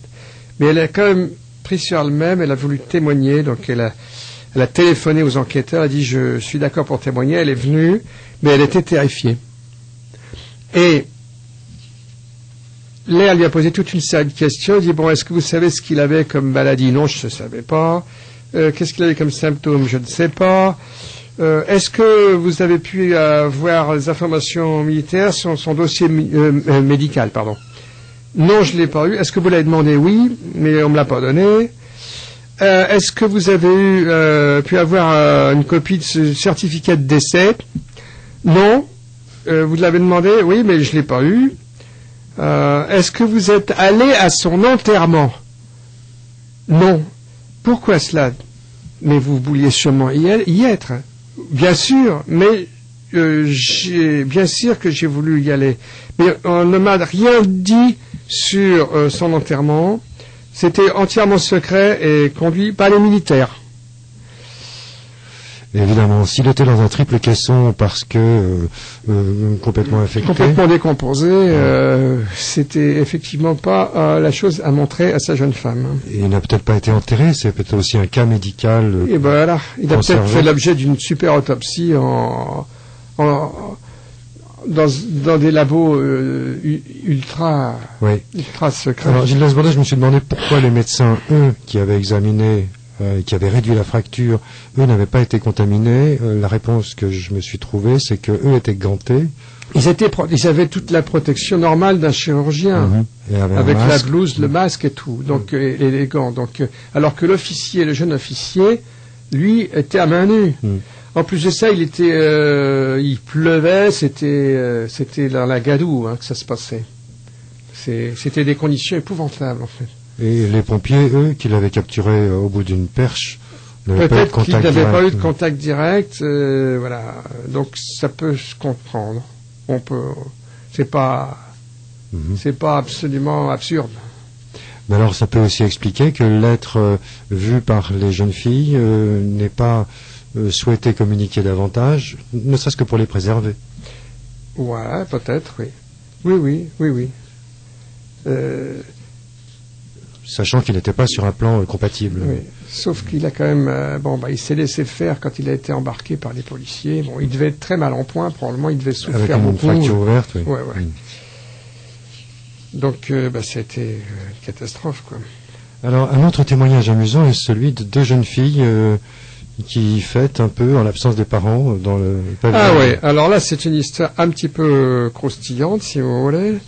C'est que on a un témoignage des 2 filles d'un colonel, je crois, brésilien, qui s'est retrouvée toute seule un soir au domicile familial et qui avait eu l'idée géniale d'aller farfouiller un petit peu dans la collection très privée du papa, oui. De vidéos, pour voir s'il n'y avait pas quelque chose d'un petit peu sexy là-dedans. C'est ce qu'elle croyait savoir. Et puis elles sont tombées sur une cassette, c'est parce que ils ont regardé, et là ils ont été horrifiés parce que c'était une cassette de l'autopsie de cadavres d'extraterrestres. Enfin, capture et autopsie, enfin il y avait la séquence. Le papa s'était fait une copie Voilà. Pour sa copie collection clandestine. privée, voilà. Ouais, c'est ça. Ouais. Et bon, on peut toujours, évidemment, les sceptiques peuvent toujours ricaner et dire bon, vous racontez n'importe quoi. D'accord. Mais on peut aussi quand même trouver ça intéressant. Alors, autre épisode amusant, Gildas Bourdet, c'est dans les rues commerçantes de Varginha, un salon de coiffure, le lundi matin. Ah, alors voilà, il y a toute... il y a un témoignage aussi de salon de coiffure, oui, c'est-à-dire des femmes d'officiers qui rouspétaient le lendemain de toute cette affaire qui se passe un week-end. Donc parce que elles avaient organisé de longue date des réunions petites, entre amis, enfin entre familles, et puis ça a capoté parce que les maris n'ont pas pu venir. Ils ont été retenus tout le week-end et ils ont appris que c'était parce qu'il y avait une sombre histoire de capture d'un être bizarre et tout. Mais enfin, chut, il fallait pas en parler. Mmh. Voilà, là on vient de dresser un panorama aussi complet que possible de l'histoire présentée par le docteur. Oui, il y a encore d'autres épisodes très curieux. Quand même. Et on apporte des éléments tantôt de première main, donc le médecin face à un être qui n'est pas terrien pour une réduction de fracture, ou bien le constat que font des épouses délaissées dans un salon de coiffure. Bref, il y en a pour tout le monde, y compris le couple de fermiers réveillé la nuit, le représentant de commerce. Il y a aussi un jeune étudiant qui habitait dans la région et qui raconte qu'il a un étudiant, Hildo Lucio Galdino, qui raconte que en ouvrant sa fenêtre le matin, il habite une petite maison là, un petit peu dans les environs, la campagne, et il y avait un être extraordinaire, extrêmement étrange, qui ressemble encore à une fois à cette description que nous avons, qui était là dans le coin et qui s'est enfui. Encore un autre témoignage. Il y a aussi, parce que ce n'est pas fini effectivement, tout ça se recoupe. Et il y a aussi des témoins militaires, et qui ne veulent pas encore vraiment parler, mais il y a des contacts qui sont pris, mais ça reste très confidentiel, qui disent qu'ils ont vu des débris aussi, des choses comme ça. Et il y a aussi une soirée buffet dans un pavillon aménagé dans Alors ça, c'est très curieux, oui, c'est tout à fait curieux. Mais alors ça se passe, si je me souviens bien, 2 ou 3 mois plus tard, il y avait une réception dans un pavillon, dans un jardin zoologique et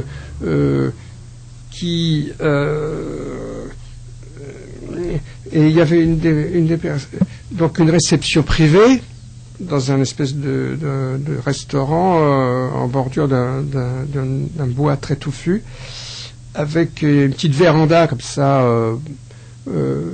juste sur le bord de forêt très touffu.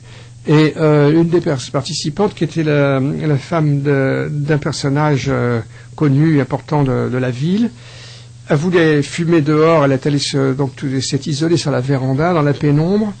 Et au moment où elle fumait sa cigarette, tout d'un coup, elle a senti qu'elle était fixée et dévisagée par une figure bizarre qu'elle a aperçue un petit peu dans la pénombre, qui était à juste quelques mètres d'elle, de l'autre côté d'une balustrade, qui était dans les fourrés et qui l'a dévisagée. 4 mètres. Et elle a décrit un personnage qui ressemble encore une fois à ce qu'on a décrit, avec des grands yeux, et un faiblement lumineux. Alors là, il y a une variante, c'est qu'il avait une espèce de casque sur la tête, celui-là. Il n'était pas tout nu. Mais elle n'a vu que le haut, la tête et le haut elle n'a pas vu le corps. Mais alors elle a été complètement pétrifiée. Elle a regardé comme ça pendant quelques minutes et puis elle est rentrée. Elle a prévenu son mari, ils sont retournés ensemble en tremblant un peu et l'être avait disparu. Alors qu'est-ce que ça peut vouloir dire ça? Donc là on s'interroge encore une fois. Une hypothèse qui n'est pas forcément stupide, c'est qu'il y a peut-être eu une nouvelle expédition par la suite pour essayer de récupérer peut-être des naufragés, peut-être. Qu'est-ce qu'on fait, ou plus simplement peut-être aussi que l'un des rescapés, errant dans les bois pendant plusieurs semaines, a réussi à survivre dans le coin. Ah oui, en plus de ça, d'ailleurs, soit dit en passant, justement dans ce zoo, il y a eu des morts un peu mystérieuses. Il y a des animaux qui ont été retrouvés morts.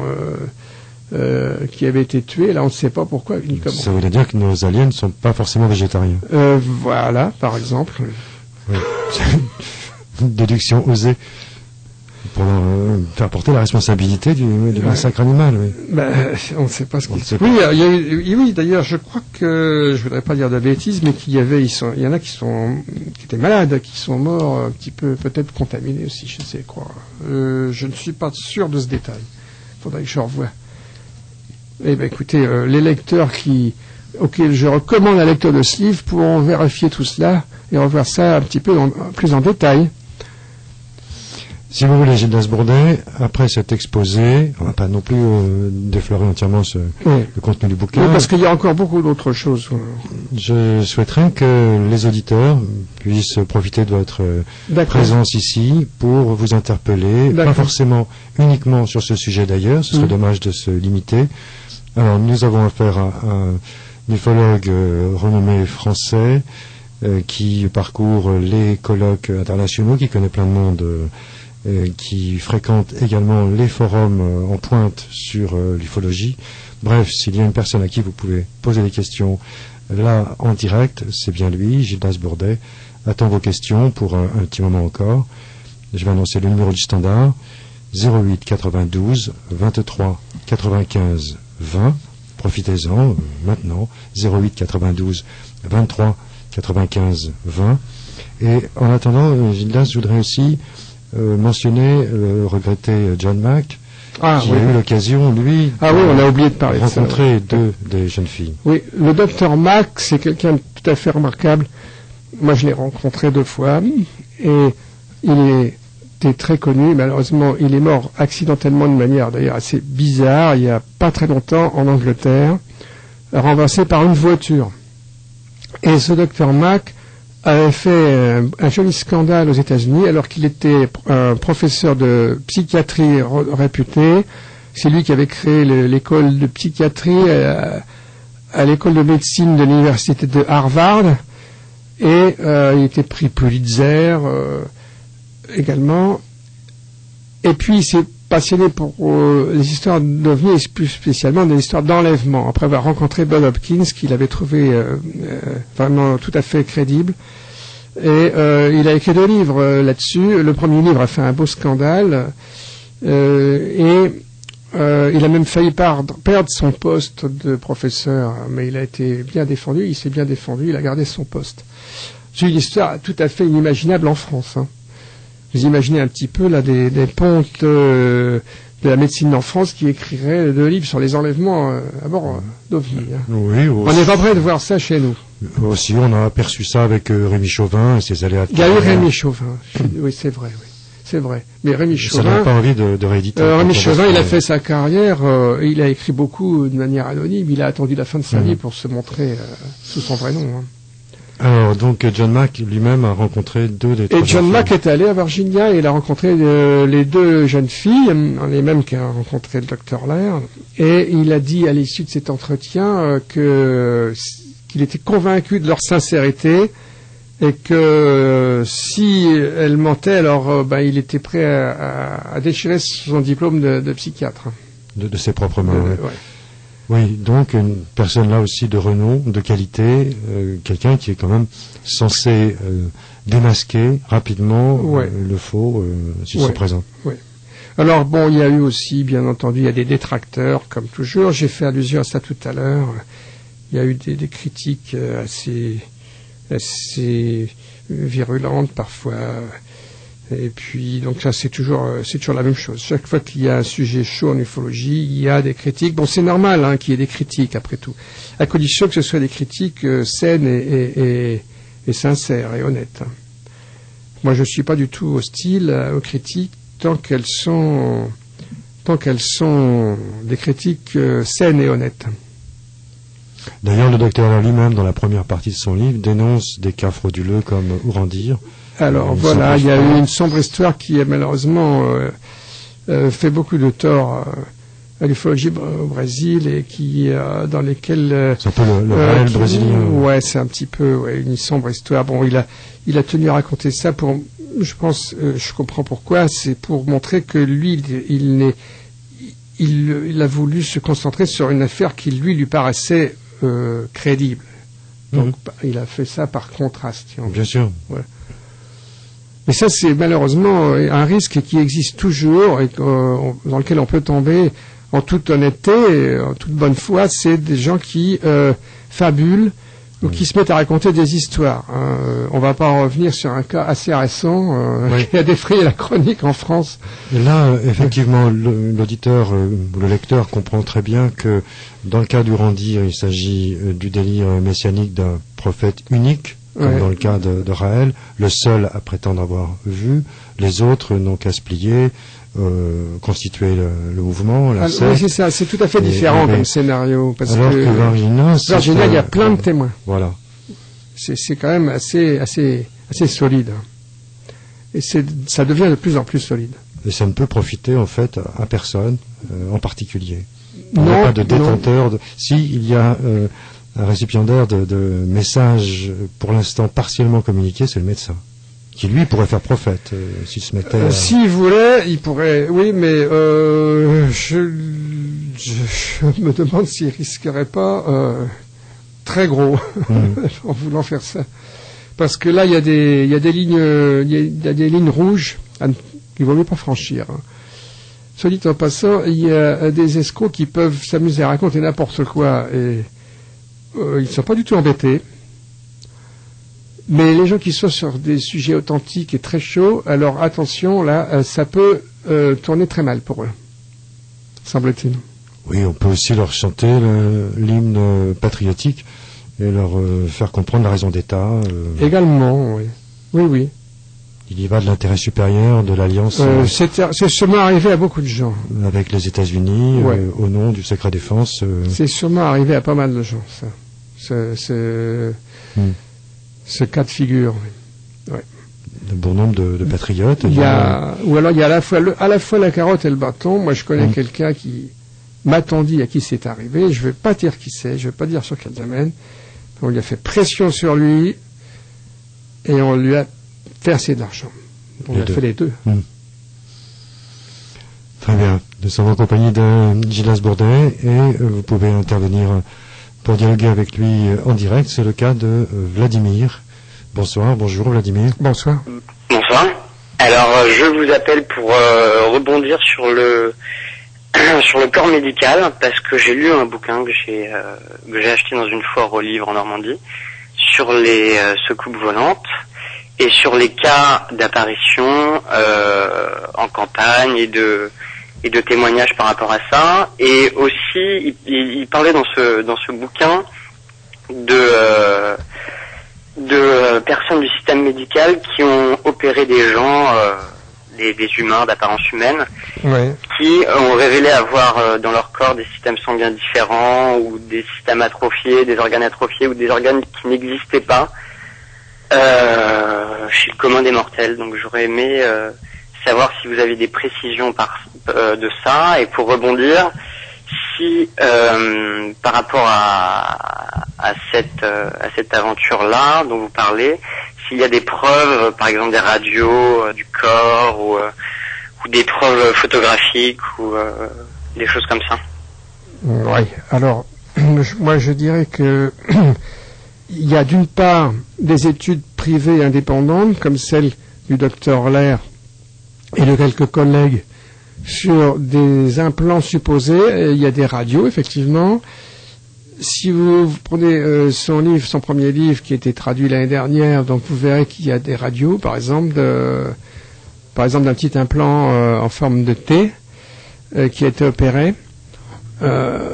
Ça, c'est donc l'aspect, si vous voulez, études privées indépendantes.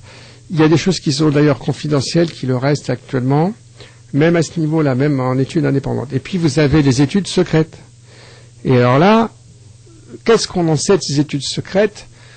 eh bien, on sait qu'elles existent parce qu'il y a quand même une belle collection de témoignages qui sont contestés par les sceptiques, mais moi j'en ai présenté quand même beaucoup. Par exemple, dans mon livre OVNI, la levée progressive du secret. Il y a eu, par exemple, pas mal de témoignages qui ont été recueillis, mais de manière anonyme, par un ufologue américain réputé qui s'appelle Leonard Stringfield, qui est décédé maintenant. Il a fait 6 ou 7 brochures, et moi j'en ai fait une synthèse dans ce livre-là. Et il y a des dessins. Bon, malheureusement, on n'a pas de preuves absolues, mais on a des témoignages à ce niveau-là, vous voyez. Donc, des études privées d'un côté, avec des éléments quand même, des éléments d'études, et puis des témoignages sur des études très secrètes. Et là, il n'y a pas de preuves physiques disponibles à l'heure actuelle. Voilà pour la question de Vladimir. Vous continuez à poser vos questions à Gilda Bourdet en composant le 08 92 23 95 20. Profitez-en, il ne sera pas là toute la nuit, donc c'est maintenant ou jamais pour lui poser vos questions. Alors, il y a 2 façons d'intervenir. Il y a, en tant qu'auditeur, le téléphone ou bien le studio. Quand vous êtes dans le studio, c'est le cas de Erwan. Erwan s'adressant à Gildas Bourdet. Oui, Gildas, une petite question concernant les pompiers l'équipe de pompiers qui a été mutée justement suite à cet accident. Oui. Moi, ce crash, j'aurais voulu savoir comment ça se fait qu'en 2004, aujourd'hui, 8 ans après, on n'ait pas spécialement plus de renseignements concernant justement ces pompiers qui ont eu la possibilité d'assister justement à cet événement, quoi. Oui. C'est justement c'est l'une des nouveautés qui sont apportées par le docteur Lair, c'est que jusqu'à présent, jusqu'à son enquête, on n'avait pratiquement rien sur les pompiers, et puis tout d'un coup, ça s'est un petit peu débloqué. Et donc, comme on le disait tout à l'heure, ils sont allés voir la caserne des pompiers. La veille encore, là, l'enquêteur brésilien disait, oh là, vous savez, on n'a même pas le droit de prendre des photos, c'est interdit. C'est d'ailleurs, ça nous paraît bizarre, nous autres Français, on ne peut pas avoir le droit seulement même de photographier la façade d'une caserne de pompiers, qui était d'ailleurs très modeste d'apparence. Mais quand ils sont arrivés, là, tout d'un coup, il s'est passé quelque chose de nouveau, c'est qu'ils ont été très bien accueillis par les pompiers et qui étaient prévenus de leur arrivée. Et là, ça s'est débloqué un peu. Donc, ils ont pu visiter les locaux, et discuter avec les pompiers qui leur ont confirmé pratiquement. Donc, effectivement, oui, c'était des collègues à eux qu'ils connaissaient et avec lesquels ils sont toujours en contact, qui avaient capturer un extraterrestre à Virginia. Et ça, c'est vraiment une des choses tout à fait nouvelles. Et ça va pas en rester là. Il va y avoir, les ufologues brésiliens vont pouvoir probablement retrouver des gens de cette équipe-là. Mais il y a une espèce de course comme ça entre les enquêteurs et les autorités militaires. Ça va dépendre aussi de ce facteur-là. Est-ce que les autorités militaires, dont les pompiers dépendent, est-ce qu'ils vont exercer une pression énorme sur ces pompiers pour leur dire interdiction absolue de parler ou pas? Ça dépend de ça aussi, oui. Donc il y a une espèce de jeu comme ça actuellement incertain, où il y a des gens qui ont envie de parler, qui commencent à parler. Est-ce qu'on va les refaire taire? Est-ce qu'on va faire de pression sur eux ou pas? On en est là actuellement. Hein. Une autre question, Erwan? Non, ça ira, merci bon Alexandre. Très bien, 08 92 23 95 20 pour poser vos questions. Je rends la parole à Didier. Didier? Oui, j'ai là l'un des ouvrages traduits en français du psychiatre John Mack.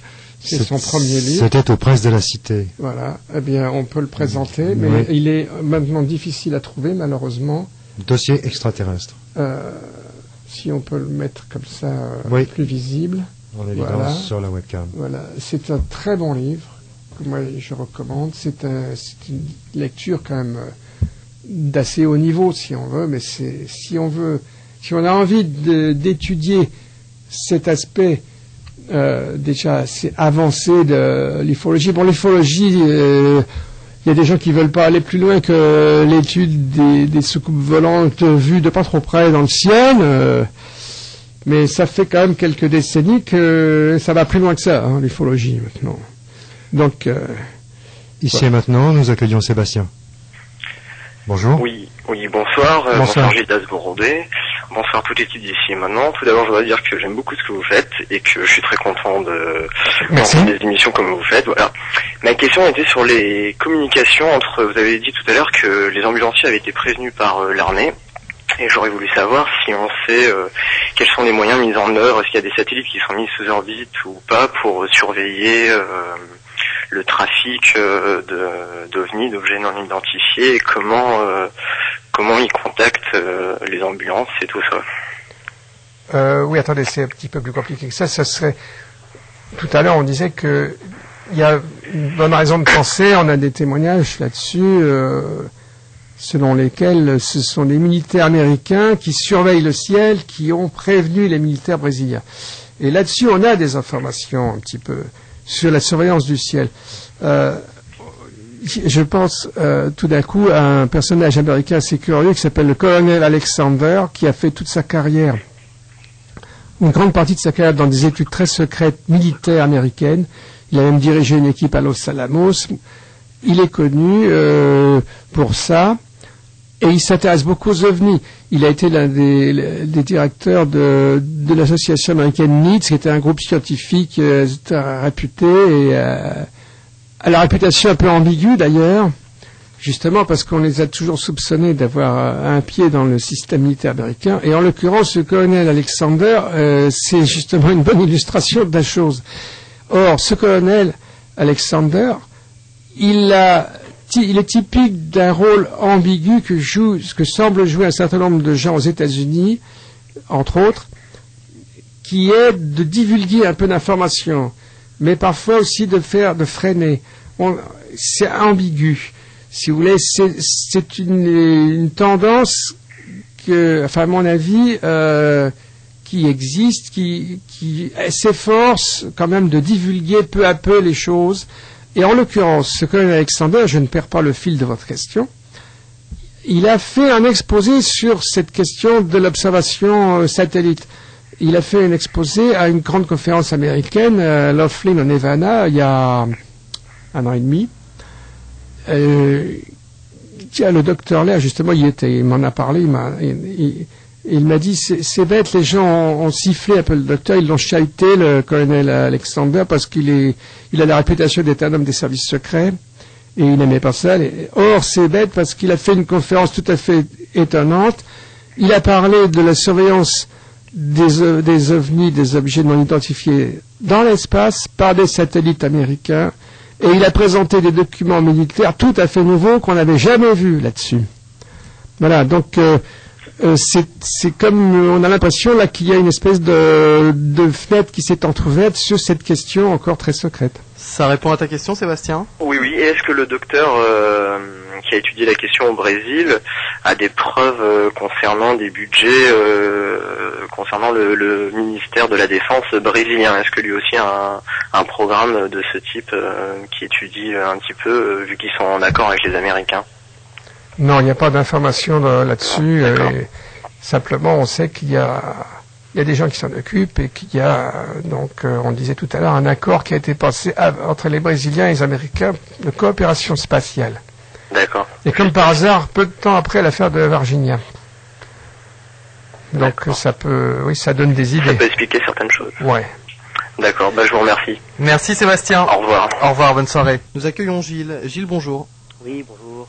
Bonjour. Voilà, j'aurais voulu vous poser une question concernant, est-ce que vous avez déjà entendu parler du MJ12 ? Oh oui. Et quelles sont les nouvelles que vous avez sur ce sujet ? Bon, vaste sujet. Ce que dit la rumeur, ou les rumeurs, c'est qu'il y a eu, donc, tout de suite, dans la foulée du crash de Roswell en 1947, création d'un groupe très secret par le président Harry Truman, le président des États-Unis, d'un groupe d'une douzaine de scientifiques et de militaires de haut niveau baptisé Majestic 12. Alors il y a quelques documents qui sont apparus, qui ont été aussitôt contestés par les sceptiques, mais il y a quand même un certain nombre de documents qui sont assez révélateurs, et je dirais que il faut faire très attention parce qu'il y a des documents qui circulent. Il y a énormément de documents maintenant qui ont été divulgués, de sources assez anonymes. Il y a, je crois, au moins 2 ou 3 000 pages de documents de ce groupe Majestic 12. Bon. Il y a, semble-t-il, des erreurs, donc on peut toujours se demander si on n'est pas aussi dans un scénario de divulgation progressive où on divulgue des documents, mais avec toujours un pied sur le frein pour que ça n'aille pas trop vite, et on plante exprès des erreurs. C'est très compliqué comme histoire. J'ai essayé d'expliquer ça dans mon livre de 2001, OVNI, la levée progressive du secret. Mais ce que l'on peut dire aussi, c'est qu'il y a des témoignages très solides quand même, et venant d'autres sources. Par exemple, je vais vous en citer 2. Dans l'affaire de Roswell, il y a un général qui a confirmé l'existence d'un groupe secret, qui lui-même a été directeur de la base de Wright-Patterson, là où se trouvent les services techniques. Il a confirmé l'existence d'un groupe secret. Un autre témoignage, c'est celui d'un ingénieur canadien qui, au début des années 50, a rencontré un scientifique de haut niveau qui s'appelait le Dr Sarbacher. Et comme le Canada était très proche des États-Unis, ils sont peut-être un petit peu moins maintenant d'ailleurs, avec la guerre d'Irak, mais il a obtenu des informations qu'il a consignées dans un rapport très secret qui finalement a été divulgué. Schmitt. Vous faites allusion à Schmitt? Non, Smith, voilà, Wilbur Smith, oui. Et mon ami François Parmentier, d'ailleurs, a longuement étudié ça et l'a très bien rapporté dans un article et dans son livre. 60 ans des informations, qu'on peut signaler au passage, très bon livre. Au Rocher. Voilà, aux éditions du Rocher. OVNI, 60 ans des informations. Donc, et ça, c'est un exemple, en tout cas, vous voyez, de témoignage sur, effectivement, l'existence d'un groupe d'études très secret de très haut niveau. De toute façon, Gildas Bourdet, on a déjà eu la preuve de tels groupes constitués, ne serait-ce qu'en vue de la mise au point de la bombe atomique. Le projet Manhattan n'est pas n'importe quoi. Des groupes occultes attelés à un travail, à une mission précise, ça a toujours existé. Bien sûr. Oui, Gilles. Ah, Gilles, non. Il est là, il est là, Gilles, il est là. Oui. Alors, je ne sais pas si ça suffit comme réponse, parce que j'ai peut-être été un petit peu court, un petit peu confus, non? C'est-à-dire, c'est assez complexe. Oui. On a du mal à faire la lumière là-dedans, quoi. Je veux dire, dans tous ces oui, parce que il faut absolument comprendre, et ça a été expliqué assez clairement, je trouve, dans le rapport du Cometa. Ça vous dit quelque chose, le rapport du Cometa? Oui, j'ai déjà entendu parler. Bon. Ils ont très bien identifié ce problème-là. Ils ont dit, il y a une politique du secret, mais il y a aussi une politique de désinformation. Et il y a 2 sortes de désinformation. Il y a la négation pure, disant il n'y a rien du tout. Par exemple, ligne officielle de l'armée de l'air qui dit mais non, il n'y a rien du tout. En fait, d'ailleurs, c'est plus subtil que ça. Ils disent il n'y a pas de menace pour la sécurité des États-Unis. Ils disent pas il n'y a pas d'OVNI. Ils disent non, il n'y a pas de menace pour la sécurité. Et puis, il y a ce que le Cometa a appelé de manière très pertinente la désinformation amplifiante. Et ça existe. Alors ça, je peux vous dire que ça existe, et même il y a quelqu'un qui a avoué avoir participé à ce genre de manœuvre. C'est un ufologue américain qui s'appelle William Moore. C'est lui qui avait fait le premier livre sur Roswell, paru en 1980. Il a avoué quelques années après, en 1989, à un congrès public, ça a fait un beau scandale, qu'il avait été embauché dans l'année, en 81, pour participer à des opérations de ce genre, de services secrets américains, de désinformation amplifiante. C'est William Moore. Il a participé à des actions de désinformation amplifiante visant à déstabiliser et à rendre carrément fou un ingénieur de la région d'Albuquerque qui en savait trop, qui creusait, qui serrait d'un peu trop près les secrets américains. Donc c'est certain que ça existe, ça. Et il faut faire toujours très attention aux rumeurs qui circulent, notamment sur Internet, parce que il y a souvent du faux mélangé à du vrai. Donc il faut prendre ça quand même avec beaucoup de précaution. Voilà. Donc les affaires Majestic 12, moi je suis persuadé qu'il y a du vrai. Maintenant, il y a aussi peut-être du faux qui se mélange au vrai. Enfin, on sait pas, on n'est jamais sûr à 100%.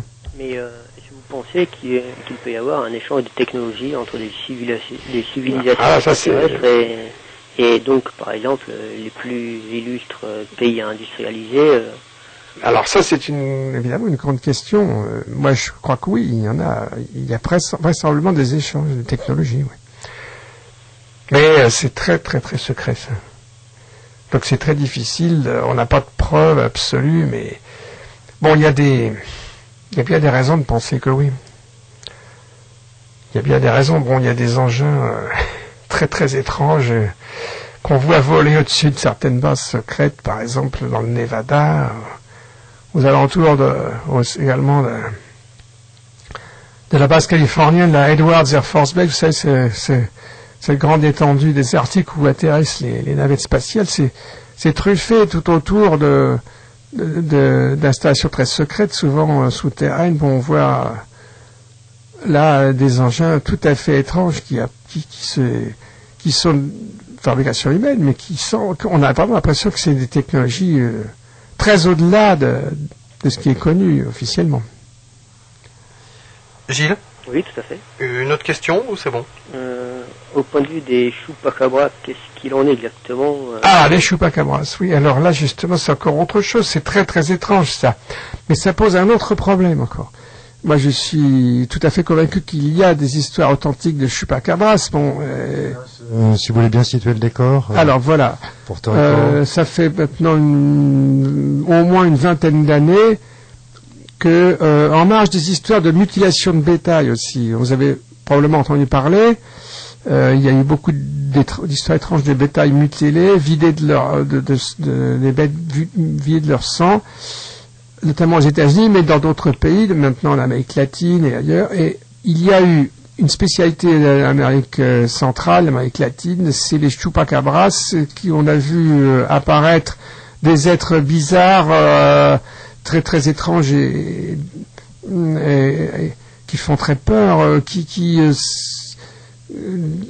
semblent presque voler et qui s'attaquent aux animaux de basse-cour, aux animaux domestiques, aux poules, aux moutons, et qui les tuent et les vident de leur sang. Alors ça, c'est très très très bizarre. Oui, les suceurs de chèvres, les chupacabras en espagnol, voilà. Et donc c'est une espèce de légende, mais qui est beaucoup plus qu'une légende. Il y a des choses vraies derrière ça. Alors qu'est-ce que c'est que ces êtres-là? D'où sortent-ils? D'où viennent-ils? Là, ça pose plein de problèmes parce que il y a aussi, on n'en a pas encore parlé ici, mais s'il y a des êtres extraterrestres, des aliens, on va dire, qui fabriquent des espèces de chimères comme ça, c'est peut-être aussi pour faire peur.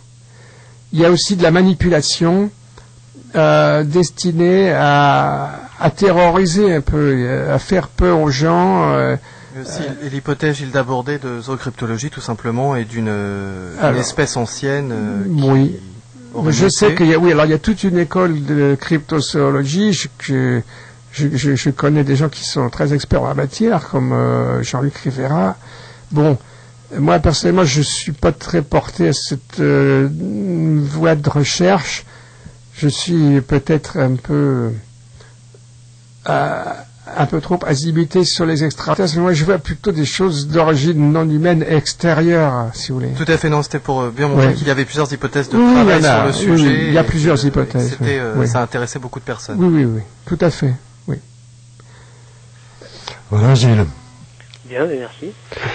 Merci de ton intervention également. Nous allons conclure avec Gildas Bourdet, mais c'est pour mieux poursuivre en sa compagnie avec l'archive de sa précédente intervention sur cette antenne, donc jusqu'à 6 heures du matin. Vous serez en compagnie de Gildas Bourdet sur l'affaire de Roswell. Alors, Gildas, nous allons conclure sur Varginha, sur le travail de traduction. Vous nous disiez que vous aviez reçu au fur et à mesure le manuscrit de votre ami le docteur Lair, que Vous l'avez publié pratiquement en même temps. Il est là sur la table. Pratiquement en même temps qu'aux États-Unis. Et oui, et même il paraît en France avec un peu d'avance, parce que la négociation est en cours avec un éditeur américain, mais elle n'est pas encore conclue. Donc nous avons pour une fois, nous avons un peu d'avance en France. Alors de vous et de moi, je suis le seul effectivement à l'avoir. Oui, puisque moi je l'ai même pas reçu. Vous l'avez reçu ce matin, moi je l'ai pas encore reçu. Alors c'est donc publié par le Mercure Dauphinois. Et si vous vous intéressez aux travaux de Dr Lair et en particulier aux implants, c'est le même éditeur qui a publié l'an dernier Implant. Oui, OVNI et Implant, également aux éditions du Mercure Dauphinois. C'est un livre très intéressant qu'on peut recommander aussi. Et le site internet du Dr Lair, en anglais, c'est Alien Scalpel en un seul mot. Alien Scalpel, vous savez, le scalpel, oui. C'est le bistouri en fait. Oui. .com. Voilà. Alors, Gildas Bourdet, un petit peu en marge de Vargina, vous avez été amusé par un article du récent magazine Mophone. Oui. Donc, on a fait allusion au livre du Dr Max, donc les histoires d'enlèvement, et aussi tout à l'heure à Bud Hopkins, qui a été le premier à révéler des histoires qui suggèrent, des histoires d'enlèvement qui suggèrent qu'il y a des fabrications, si j'ose le mot, d'êtres hybrides, des tentatives d'hybridation. Alors c'est très controversé, bien entendu, mais il y a des histoires qui circulent. Et là, une revue américaine réputée qui s'appelle le MUFON UFO Journal. Bon, le MUFON, les amateurs de X-Files ont peut-être vu le MUFON de temps à autre apparaître dans les X-Files. C'est le plus gros organisme de recherche privé américain. Eh bien, le bulletin du MUFON, là, de ce mois dernier, rapporte un témoignage d'une mère d'une jeune fille qui a été roommate, sa fille, elle était aveugle. Elle avait besoin d'une roommate comme elle était étudiante, et on lui a proposé une jeune fille qui s'est avérée très très bizarre, et elles ont sympathisé parce que c'était une fille très très timide, très très renfermée et très bizarre. Mais finalement, on s'est aperçu que c'était peut-être une hybride, parce que son père était colonel de l'Air Force et il a fini par l'avouer à cette amie, la fille de la femme qui a témoigné. Et c'est vraiment tout à fait étonnant de voir une histoire comme celle-là apparaître dans une revue classique, réputée américaine. Ça fait d'ailleurs déjà quelques vagues, notamment sur Internet. Et bon, je ne vais pas en dire plus, mais ce colonel américain de l'Air Force travaille sur une base isolée dans le Nevada. Et il l'a dit, selon ce témoignage, il a dit que c'était une expérience d'hybridation, qui s'est faite à la fois sur Terre et qui s'est... Je lis la phrase que cette fille, Rachel, elle s'appelle, était le produit d'une hybridisation génétique expérimentale, initiée sur la Terre et ensuite hors de la Terre. Et finalement, qui se continuait sur une base isolée militaire du Nevada. Voilà. Ça donne à réfléchir, ça donne... Oui, enfin, pour les textes bibliques, les humains sont eux-mêmes des produits hybrides. Oui, exactement. Déjà. Alors, si les hybrides s'amusent eux-mêmes à confectionner des hybrides... C'est peut-être pas tout à fait nouveau. Oui. Vous faisiez allusion tout à l'heure au NIDS. Oui. Du milliardaire... Alors, il a fermé ses portes. Du milliardaire... rappelez-moi son nom. Oui, Robert Bigelow. Voilà. Lui est situé, finalement, ses bureaux à Las Vegas sont situés pas si loin de l'Air 51. Géographiquement, oui, c'est exact. Gâté. Oui, la zone 51, c'est à 100 km au nord, oui. Oui.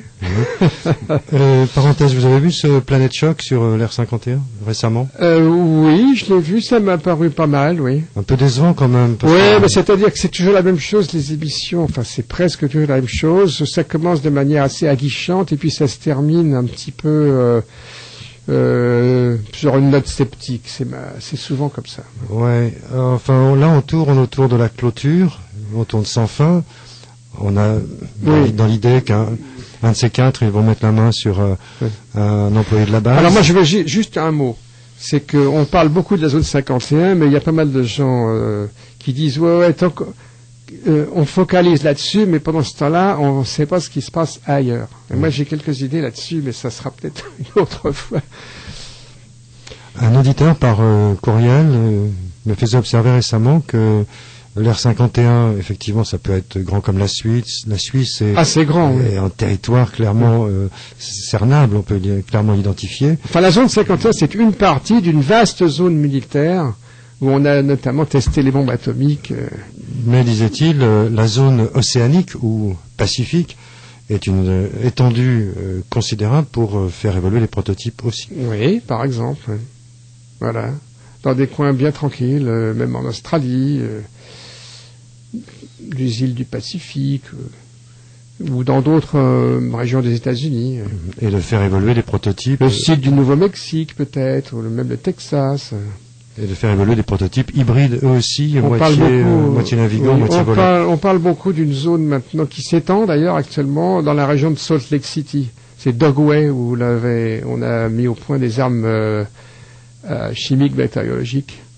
Ça avait été fermé, normalement, mais en fait, ça existe toujours. Ça, c'était le petit coin café, échange de nouvelles entre nous et Gildas Bourdet. Gildas, dont on va rappeler les titres de bouquins, les 3 derniers chez JMG, toujours disponibles. Vous avez mentionné La levée progressive du secret, c'était en 2001 et toujours évidemment d'actualité. Il n'y a probablement pas grand-chose à retoucher. Oui, ça va être réédité avec une nouvelle couverture et avec une petite mise à jour, mais je pense qu'il n'y a pas grand-chose à changer. Et puis Roswell en 2004, dont vous nous parliez lors d'une précédente émission, qu'on va entendre là tout de suite après. C'est donc Roswell le titre? Roswell, enquête, secret et désinformation. Je n'ai pas non plus de grand-chose à y changer. S'il fallait le refaire, je le referais exactement pareil. Et quelle est votre actualité? Vous travaillez sur autre chose en ce moment? Oui, je suis en train de revenir un petit peu sur mon premier livre que j'aime bien, qui était La perspective historique. Alors, je vais essayer de le faire évoluer sous la forme d'un livre illustré, sur toute la perspective historique, toutes les légendes, les visions cosmiques. Et toujours pas de site internet, mais on retrouve votre signature sur plusieurs sites, dont... Bon, il y a un projet, mais projet au long cours, ouais. Dont Ufocom. Vous signez ça peut arriver. Enfin, moi, je ne suis pas... Ou des notes de lecture. Je ne suis pas attaché à... Il y a plusieurs sites qui ont mes articles. Par exemple, il y a Ufocom, mais il y a aussi le journal d'ufologie, le JDU. Le JDU. Le fameux JDU, le JDU.com. Et puis là, le Greppi, il y a 3 articles au site de Greppi. Greppi.ch. Oui, CH pour Suisse.